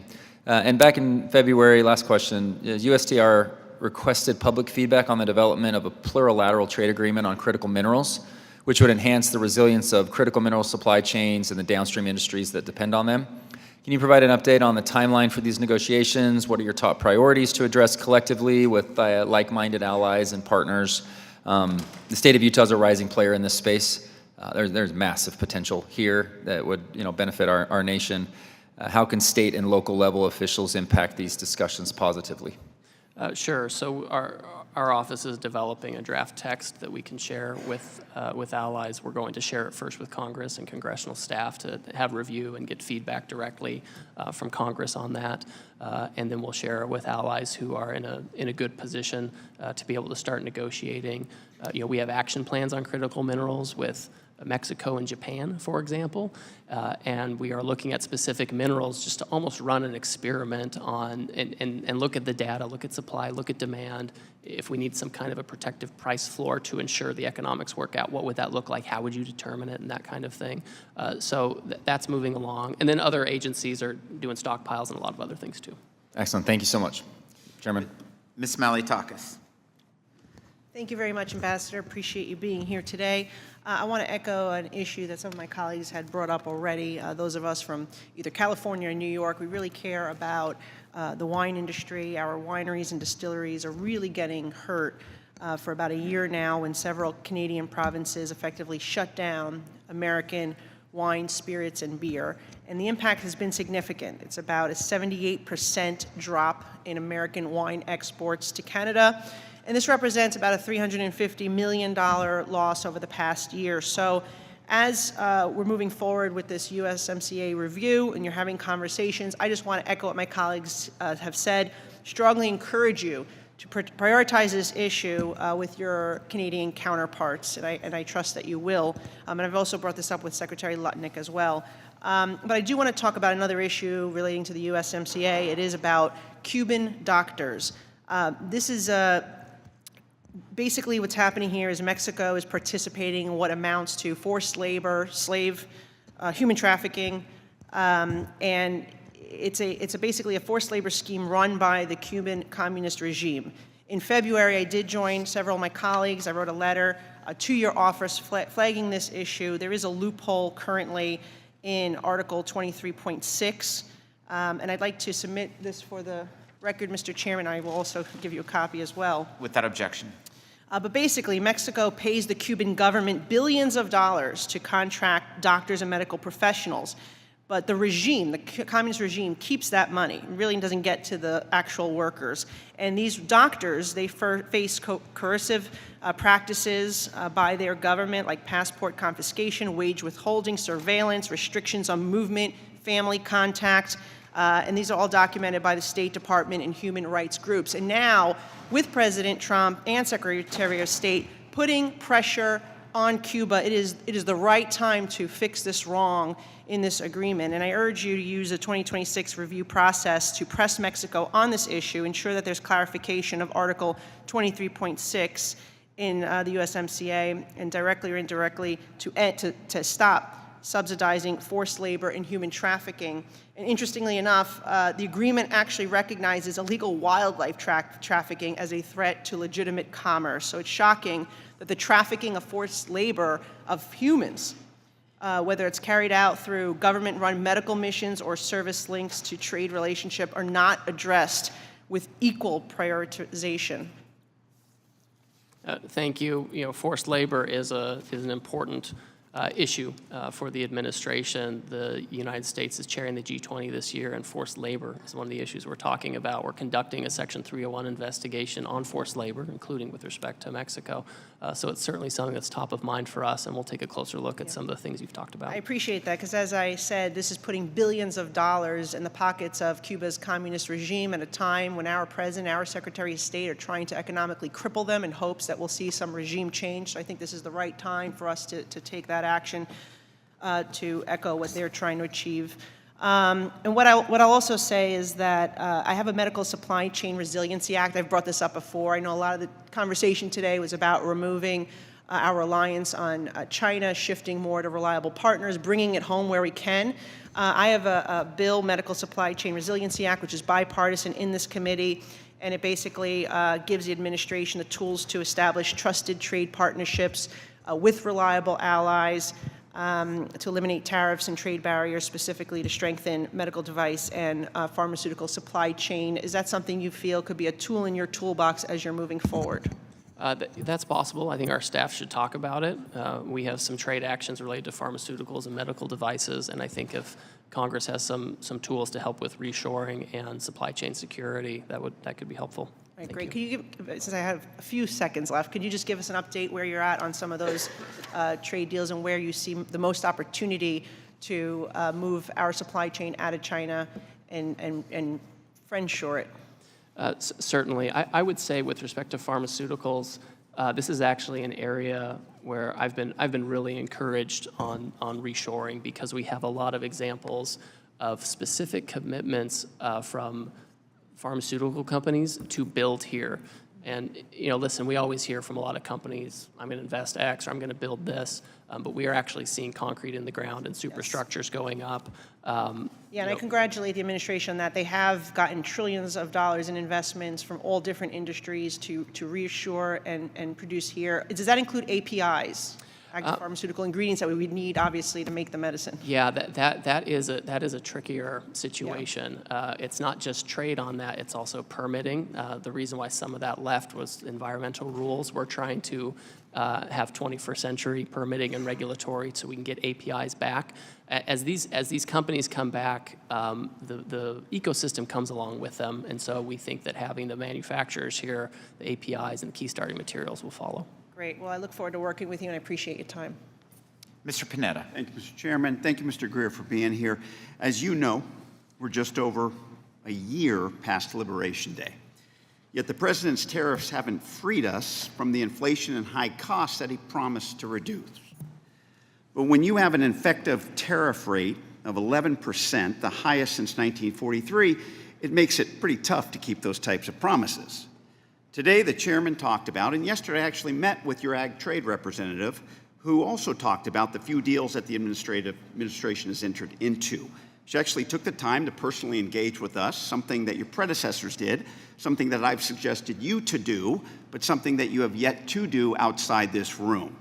But this administration goes it alone, especially with these types of deals that definitely are not enough to create manufacturing, lower costs, and increase jobs. In fact, the implementation of this administration's trade policy, which has been based on this president's 40-year fetish with tariffs, are hurting the American economy, the American worker, and the American consumer. I see it in my district. Small businesses, from florists to farmers, are hurting due to the cost of inputs for their products. Overseas markets relied on are being lost to our competitors, and according to the Yale Budget Lab, American households stand to lose between $650 to $1,300. Now, when the Supreme Court struck down the reciprocal tariffs under IEEPA, the administration had an opportunity to reset. Instead, you double down and you lean in on Section 301 and 232. But to get there, the president immediately imposed 10% tariffs using Section 122 of the 74 Trade Act as a temporary bridge. Now, 122 doesn't provide the president with broad tariff powers. Instead, it only authorizes a president to proclaim temporary duties or quotas when there is an international payments problem, like a balance of payment deficit crisis, that then mandates a president to impose special import measures to restrict imports. Now, look, I get you claim that there is a spending problem that's been intentional and deliberate for the last 40 years, but we don't have an international payments problem. Now, Mr. Greer, since 122 was created, tariffs have never been implemented under 122 before this year, correct? That's right. And that's because we've never had a balance of payment deficit crisis, which you need to invoke tariffs under 122. We've had one, but the Section deficit it's my time. I'm exploded to reclaiming my 1.2 time. trillion. 1.2 Reclaiming my time.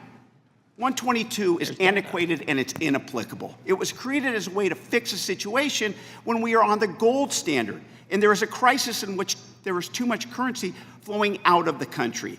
That is a balance of payment deficit crisis that 122 was designed to prevent. But we've never had that situation, mainly because, as you stated earlier, our dollar isn't tied to gold or any commodity. In fact, it floats and adjusts on the open market.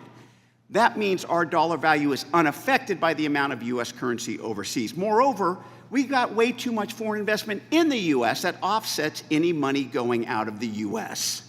So it's very, very difficult to have a large and serious balance of payments deficit problem under Section 122. And in fact, your administration, the Trump administration, argued this in VOS Selections versus Trump. In that case, the DOJ actually argued that tariffs were applicable under IEEPA and not 122. The administration even stated that Section 122, and I quote, has no obvious application here, unquote, because the administration claimed trade deficits are, quote, conceptually distinct from the balance of payments crisis necessary for 122 apply. Yet 5 hours after the Supreme Court's decision in Learning Resources that struck down the president's tariffs under IEEPA, the president then issued an executive order using 122 to impose tariffs.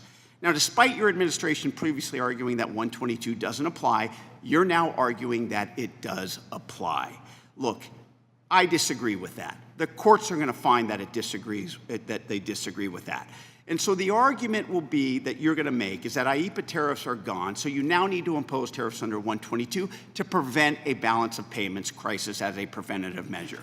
But under that reasoning, you could have invoked 122 any time over the past year. And as much as you're acting disinterested right now, you need to realize that 122 can't be used as a preventative measure, since 122 states that the president shall act and not may act when import restrictions are needed to address a balance of payments deficit crisis. You need a balance of payments deficit crisis, and you don't have it.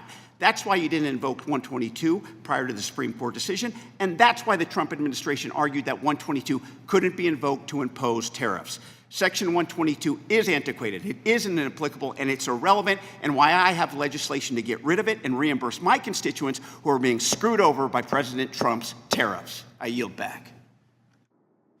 Mr. Kerry. I want to thank the chairman and the ranking member, and definitely you, Ambassador. I'm going to try to hit on 3 issues. I'd like to talk about Chinese vapes, also like to talk about the Chinese drones, and then if we have time, I'd like to dive into the pharmaceuticals, and what I don't get a chance to ask, I will submit for the record. As you are aware, the Chinese State Tobacco Monopoly Administration has deliberately allowed a massive influx of illegal e-cigarette, smart vape devices into the United States. Now, these devices, in large part, are marketed on social media forums such as TikTok, and they Chinese smart vape devices. There are serious concerns about the cybersecurity related to that. Because of a lot of the issues surrounding these vapes, I led an effort in a letter to USTR and Treasury, which was signed by over 70 members of the House, urging that this issue be elevated during the trade negotiations with China, which I believe you're having in a couple weeks. And of course, this is very timely with the President's meeting with President Xi. I know there are a lot of issues that are on the agenda for this, and I would hope that this could be one of those issues that you could raise during your negotiations with the Chinese. Would that be something you might be willing to do? Let me talk to our team and see if there's an opportunity. I received your letter, and we know this is important to you. It's important to us, too, as an administration. We've taken a lot of domestic measures to try to seize these types of illegal vapes, and so at the appropriate time, we can raise with the Chinese, too. And Ambassador, I do appreciate that, and I do appreciate your staff's work with my team on these issues. Second, I'm going to touch upon the Chinese drones, and this is a concept that those of us that don't follow drone technology as closely every single day, but one of the issues that I found, and I'm not speaking anecdotally, but some of the facts that we've found, that the Chinese company of DJI has around 80% of all the commercial drone market here in the United States. Many of these drones present a serious national security threat to our nation. I don't think there's any doubt about that. Many of these drones are performing surveillance in certain areas. Township trustees use them, county engineers use them, and cover our bridges and overpasses and all of these things. So while this commercial drone industry in this country, the fact of the matter is these products are not going anywhere in the short term, and we know that. With that in context, can you tell me a little more about the conversations that you may, and we have 2 minutes, are having with the Chinese about the malicious components and software in these drone products? Well, I will say that in our trade and economic discussions, we do not get too much into national security concerns with the Chinese. We don't want to be in a position where we're negotiating, things like that. Rather, what we do as an administration is we take actions domestically. The FCC, for example, recently took an action to prohibit new versions of foreign drones, Chinese or otherwise, to help guard against these kinds of things. Okay, and I appreciate that, and I completely understand that. And Ohio is open for business for all the drone technology. We've got some great facilities in Springfield, Ohio, which is in my district, as well as in Columbus. Want to talk a little bit about medical supplies. You worked with the U.S. and U.K. agreement on pharmaceutical pricing. Really appreciate all your efforts as it related to the technologies and future tariffs under Section 232 and Section 301. We definitely applaud your efforts. Exempting medical supplies from trusted trading partners is critical to ensuring that we have a resilient supply chains as it relates to multiple sources of both cost-effective and cost-efficient life-saving devices. Is the USTR considering similar language in other country-specific deals to ensure that medical providers don't face further tariff-related costs of increase for medical supplies? You have 20 seconds. Well, what we're trying to do is we're trying to make sure that other countries accept our FDA certifications for medical devices, so we have market access there, and we're trying to reshore medical devices here and protect it as well. We're happy to talk to any stakeholders you might have if they have concerns about the trade policy in this area. Mr. Ambassador, we definitely thank you for your time, and with that, Mr. Chairman, I yield back. Thank you. Mr. Yakum. Thank you, Mr. Chairman. Ambassador Greer, it's great to see you again. Thanks for being here. I hear my friends on the other side of the aisle complaining constantly about tariff authorities, and I couldn't help but wonder, what would they do if they held all the levers of power? Well, they did hold the trifecta of power in 2021 and 2022. This committee marked up over 1,700 pages worth of partisan and bipartisan bills, which I have right here. Ambassador Greer, of these 1,700 pages, how many would you guess amended tariff authorities? Probably zero. That is correct. That would be zero. Zero changes to Section 232, 301, 122, or IEPA. If it's so important, why didn't they change the law when they had the trifecta of power? The complaints now ring hollow.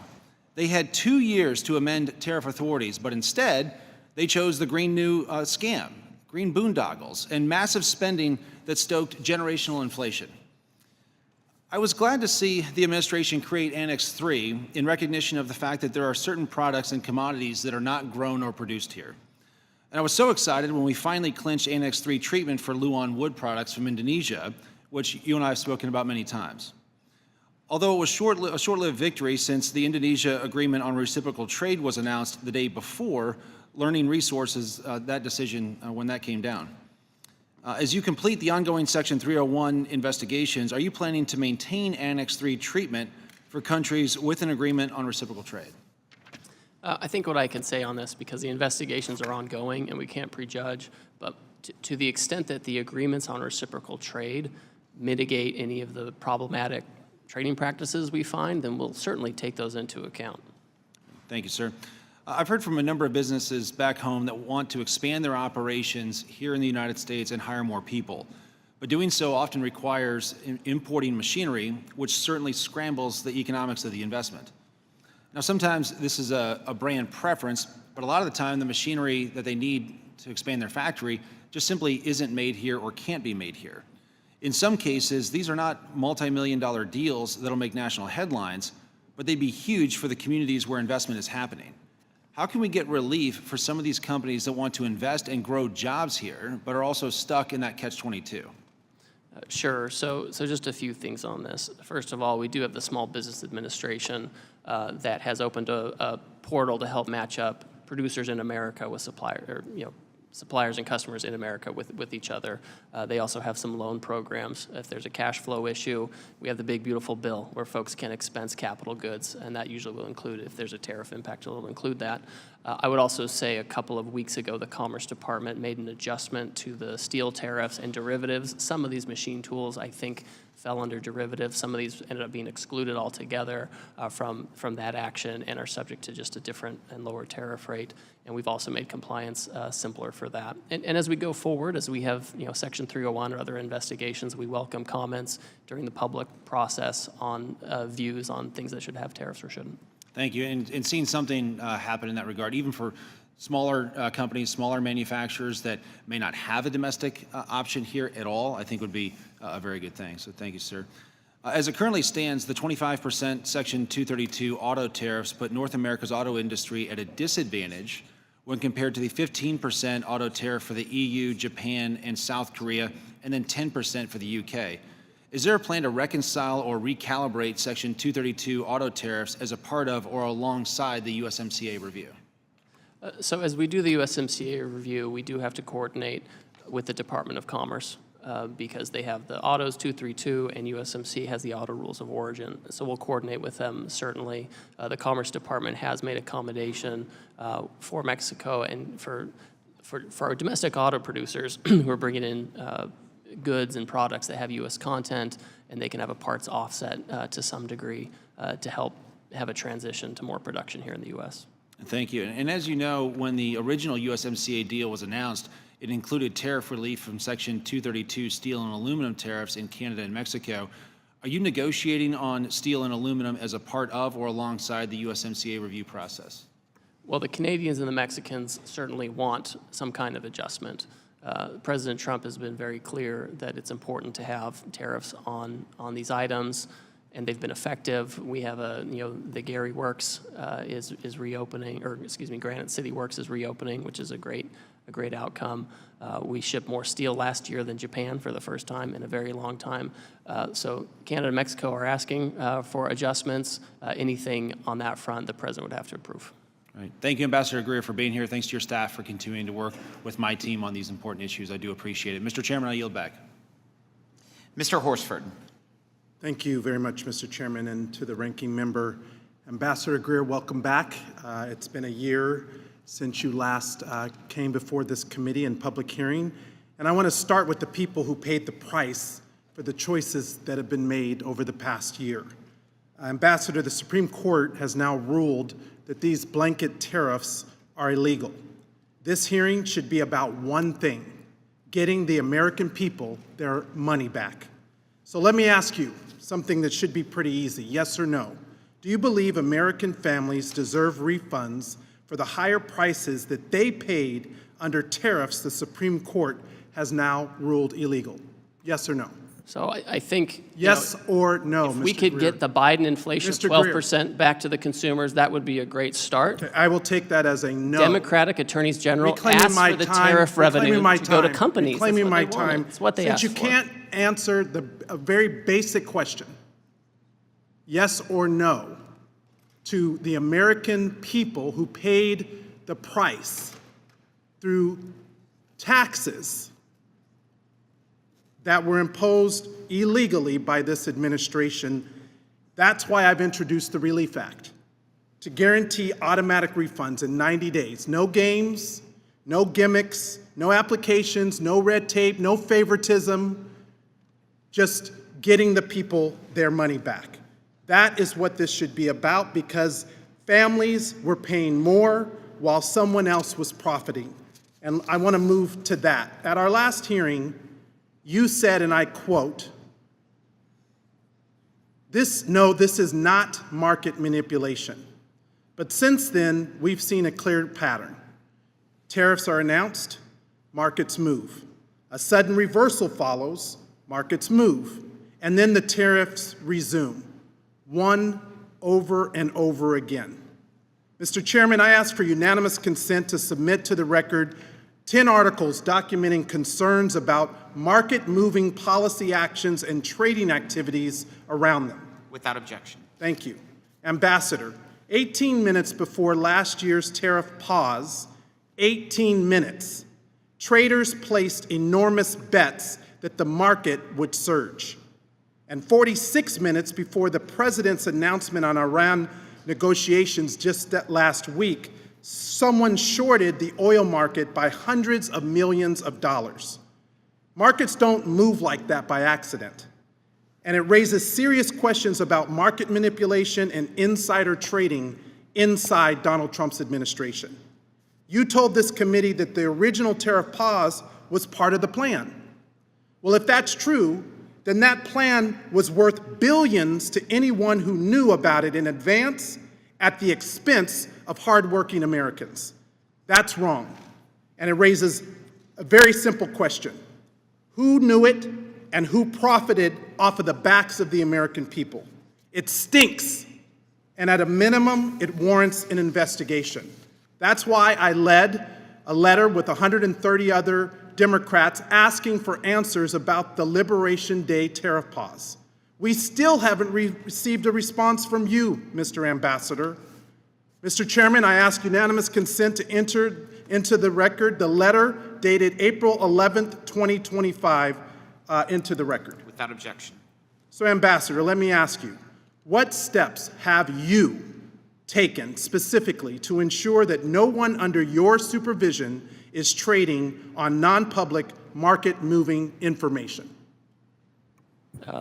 We have ethics rules that are imposed, and every government employee, whether they're a political or whether they're career staff, they have to follow these rules. Every year, those who are in high positions, they have to fill out a form that says what trades they have, you're and so we turn those in. This is about a form.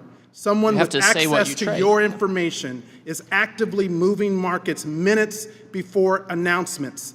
Existing safeguards are clearly not working. Instead of delivering relief to working people, this administration is allowing insiders to profit while everyone else pays more. Now, I want to move on to one last thing. That's just not true. You said in your last testimony that we would have 90 deals in 90 days. Did I say that? Yes, you did. I don't think I said that. I asked you. 90 days, 90 deals in 90 days. That's I don't what you think said. So how many do we have done? We have 18 of 90. In I my didn't say book, 90 deals in that is a failing grade. Your testimony gloats how you've made just as many trade deals during your tenure as free trade agreements since 1985, but you know better than anyone that those free trade agreements went through Congress. And if you don't know that, then we have a bigger problem.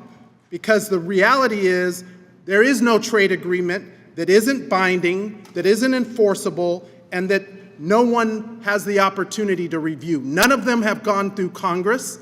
Meanwhile, they are costing the American people more. And to me, the American people deserve better. They deserve their money back. They deserve accountability for the market manipulation and the insider trading. There's none of They deserve transparency, and right now, they're not getting any of that from this administration. We deserve better.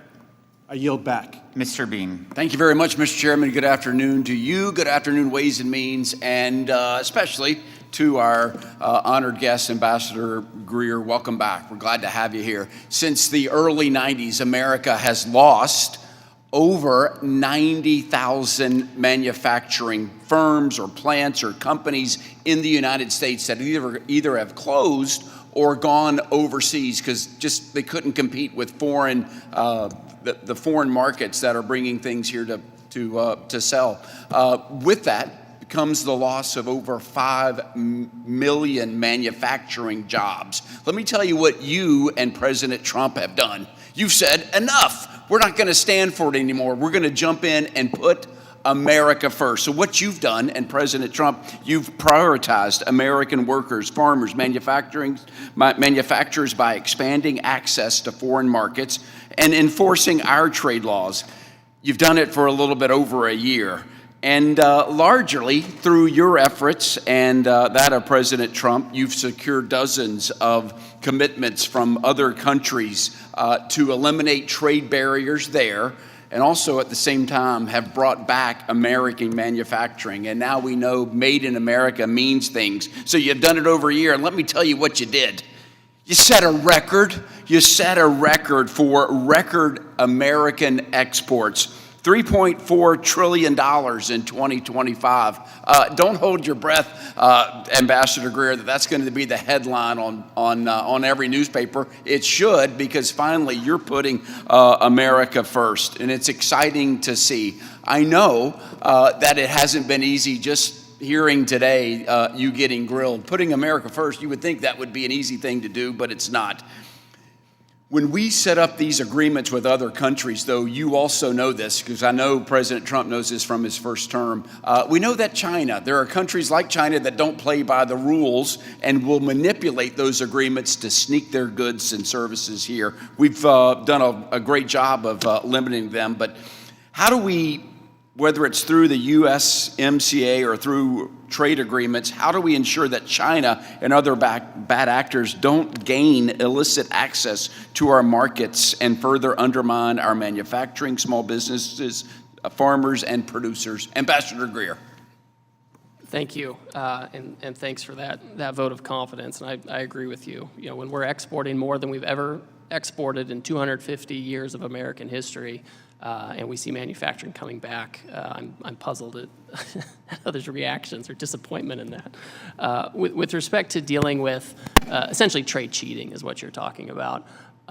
There are a few ways to deal with it. On the one hand, we have just enforcement in the U.S. We have Customs and Border Protection, who under this president are being very aggressive about identifying counterfeits, identifying transshipment, and taking action. So that's part of it. It's on your radar, though. That's what I want to know. It's on your 100%. radar, China, and for steel and other things that have components, we just want to make sure it is indeed on your radar screen.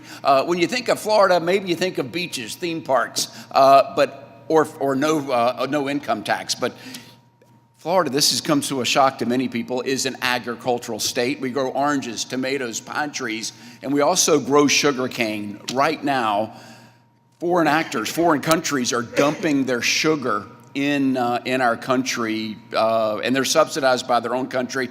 It's created a dire consequence for sugar growers in Florida and really across the United States. What are we doing? Is it on your radar screen? What are we doing to protect sugar and other commodities like that can't compete? It is on our radar screen. We had a 50% tariff on Brazilian sugar that Democrats' attorneys general insisted on suing to take that down to to destroy protection for American sugar. I've had conversations with many members of Congress who have the same concerns as you. So I'm working with USDA to figure out how our trade management of sugar imports can be better optimized to benefit our own producers. Thank you so much. We grow cotton in America, and but we don't have the ability to process it and make it into underwear and shirts and footwear. The American apparel and footwear industry has great concerns that because we don't make it in America, we grow it, we send it overseas. When it comes back, humongous tariffs. Is that on your radar screen, and can we make some adjustments for American products that are added value elsewhere than come here? What say you, Ambassador Greer? So we have made adjustments, particularly in Central America. That's part of our cotton textile supply chain to make sure that supply chain is preferential relative to Asia and other places. We want to have as much of that production as close to home as we can. Thank you. Ambassador Greer, thank you for putting America first. Mr. Chairman, I yield back. Thank you, Mr. Moran. Thank you, Mr. Chairman. Mr. Ambassador, thanks for being here today. Just a couple more folks today, but I want to go over just some of the wins, a lot of the wins that you've had in the last year or so since the election of President Trump and your confirmation as the United States Trade Representative in February 2025. The U.S. finally has an executive branch advocating for prosperity and growth for U.S. businesses. President Trump put you on a mission to stop unfair trading practices, open new markets, and boost the production of the United States. And you and your team have delivered on this mission. But the work, as you've noted today, is not done. Nevertheless, I want to pause today and reflect for a moment about the wins you and the President have had over the past year. I want to show you the big board behind me. $2.2 trillion in new investments into the United States committed by foreign governments through your negotiations in cooperation with the work of Secretary Lutnick and the Department of Commerce. You have actively engaged our trading partners and established 18 deals through trade agreements, frameworks, and investment commitments. The U.S. has secured commitments by 9 countries, as you said earlier, not to impose digital services taxes or other discriminatory digital measures, and Canada's digital services tax has been repealed. And we have now seen a 32% reduction in goods trade deficit with China in 2025. That's a win, win, win, and win. And a lot more wins that we could talk about, things like the launch of the agreement on the reciprocal trade program that expanded market access for U.S. workers and firms. And the President implementing his policy in April 2025, since he actually engaged in that, trade deficit in goods decreased on a year-over-year basis every month through December 2025. New investments in the auto industry, as you mentioned, and many, many more. Ambassador Greer, can you tell us more about how these achievements have benefited everyday Americans and why these achievements are particularly significant to the future growth of our economy? Well, thanks for going through the hit list on that. Let me just give you a couple of thoughts on this. Under President Biden, wages for manufacturing workers dropped by $830. Under President Trump, in 1 year, wages for manufacturing workers have gone up by $2,400. Overtime hours for manufacturing workers have increased. Manufacturing productivity has increased. And last quarter, for the first time, we've seen positive manufacturing jobs numbers since a huge loss during the Biden years.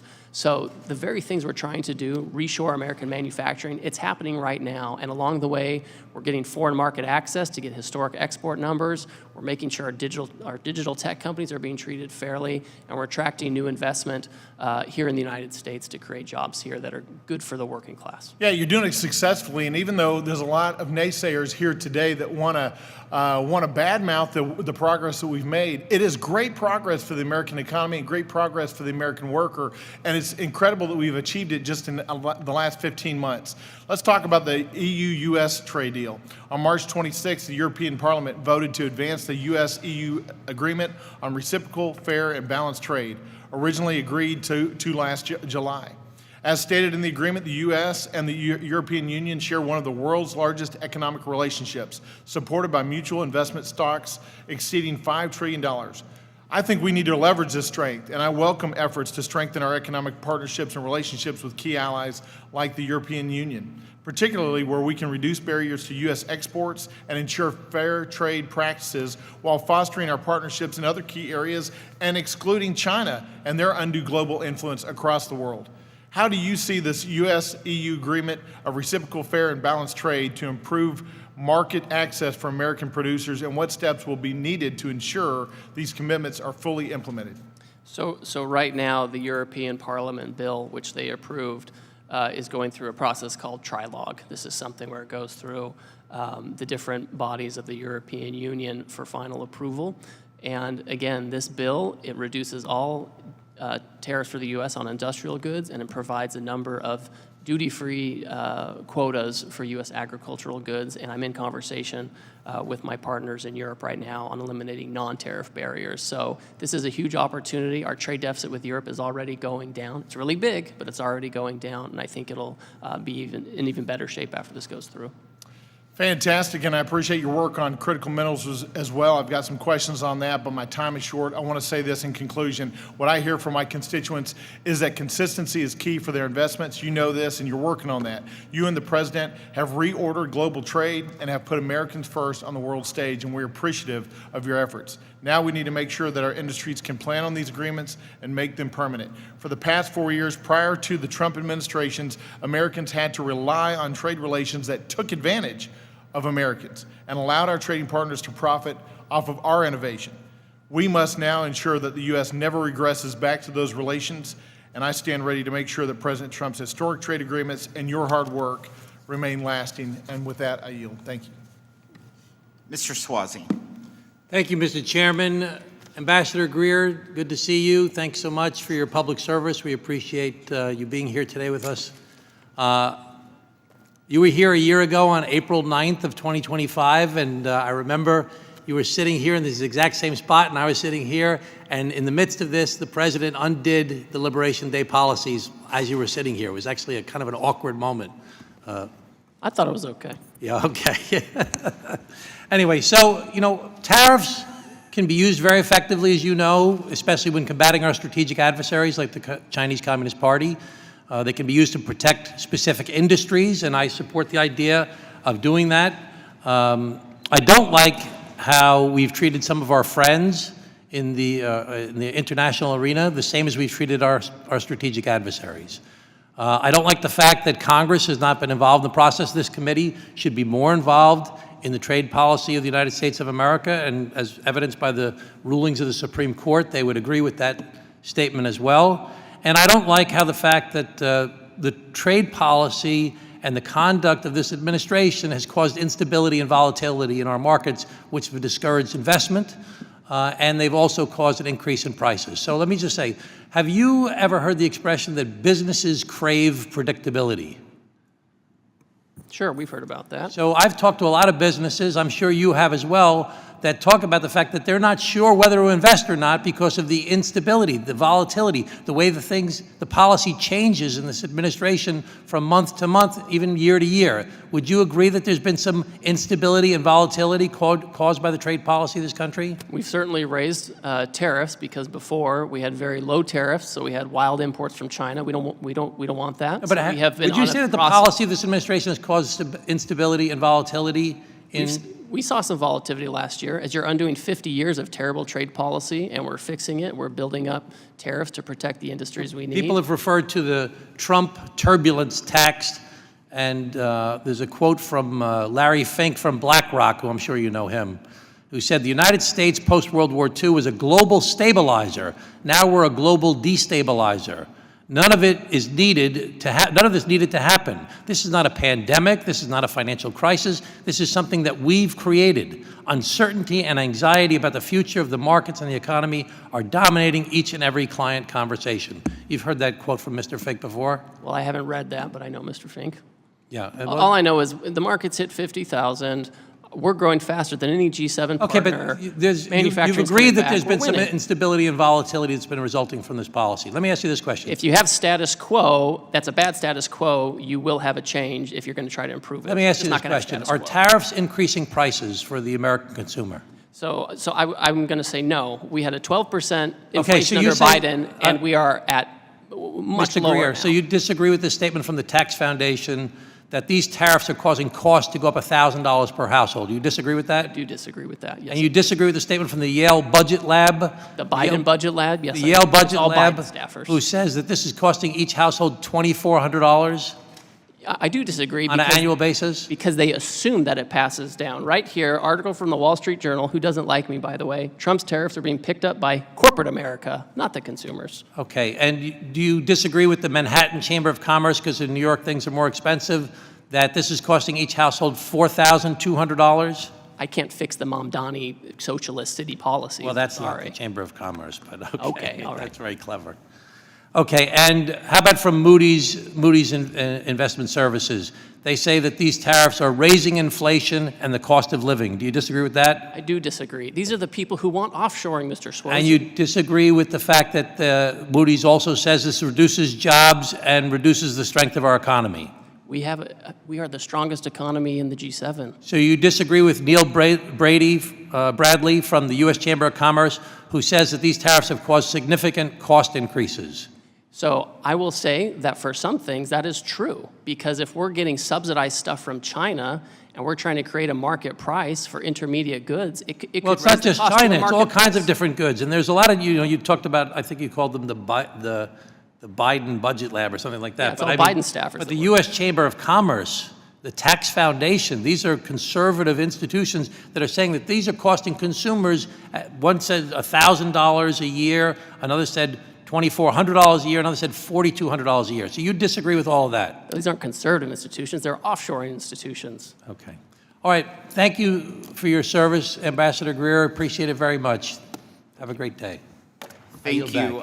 Thank you, Ambassador Greer, for appearing before us today. I'm just reminded of my very first line in my opening statement. I said, since last April's Liberation Day, the sky has not fallen on the economy as the so-called experts and naysayers predicted.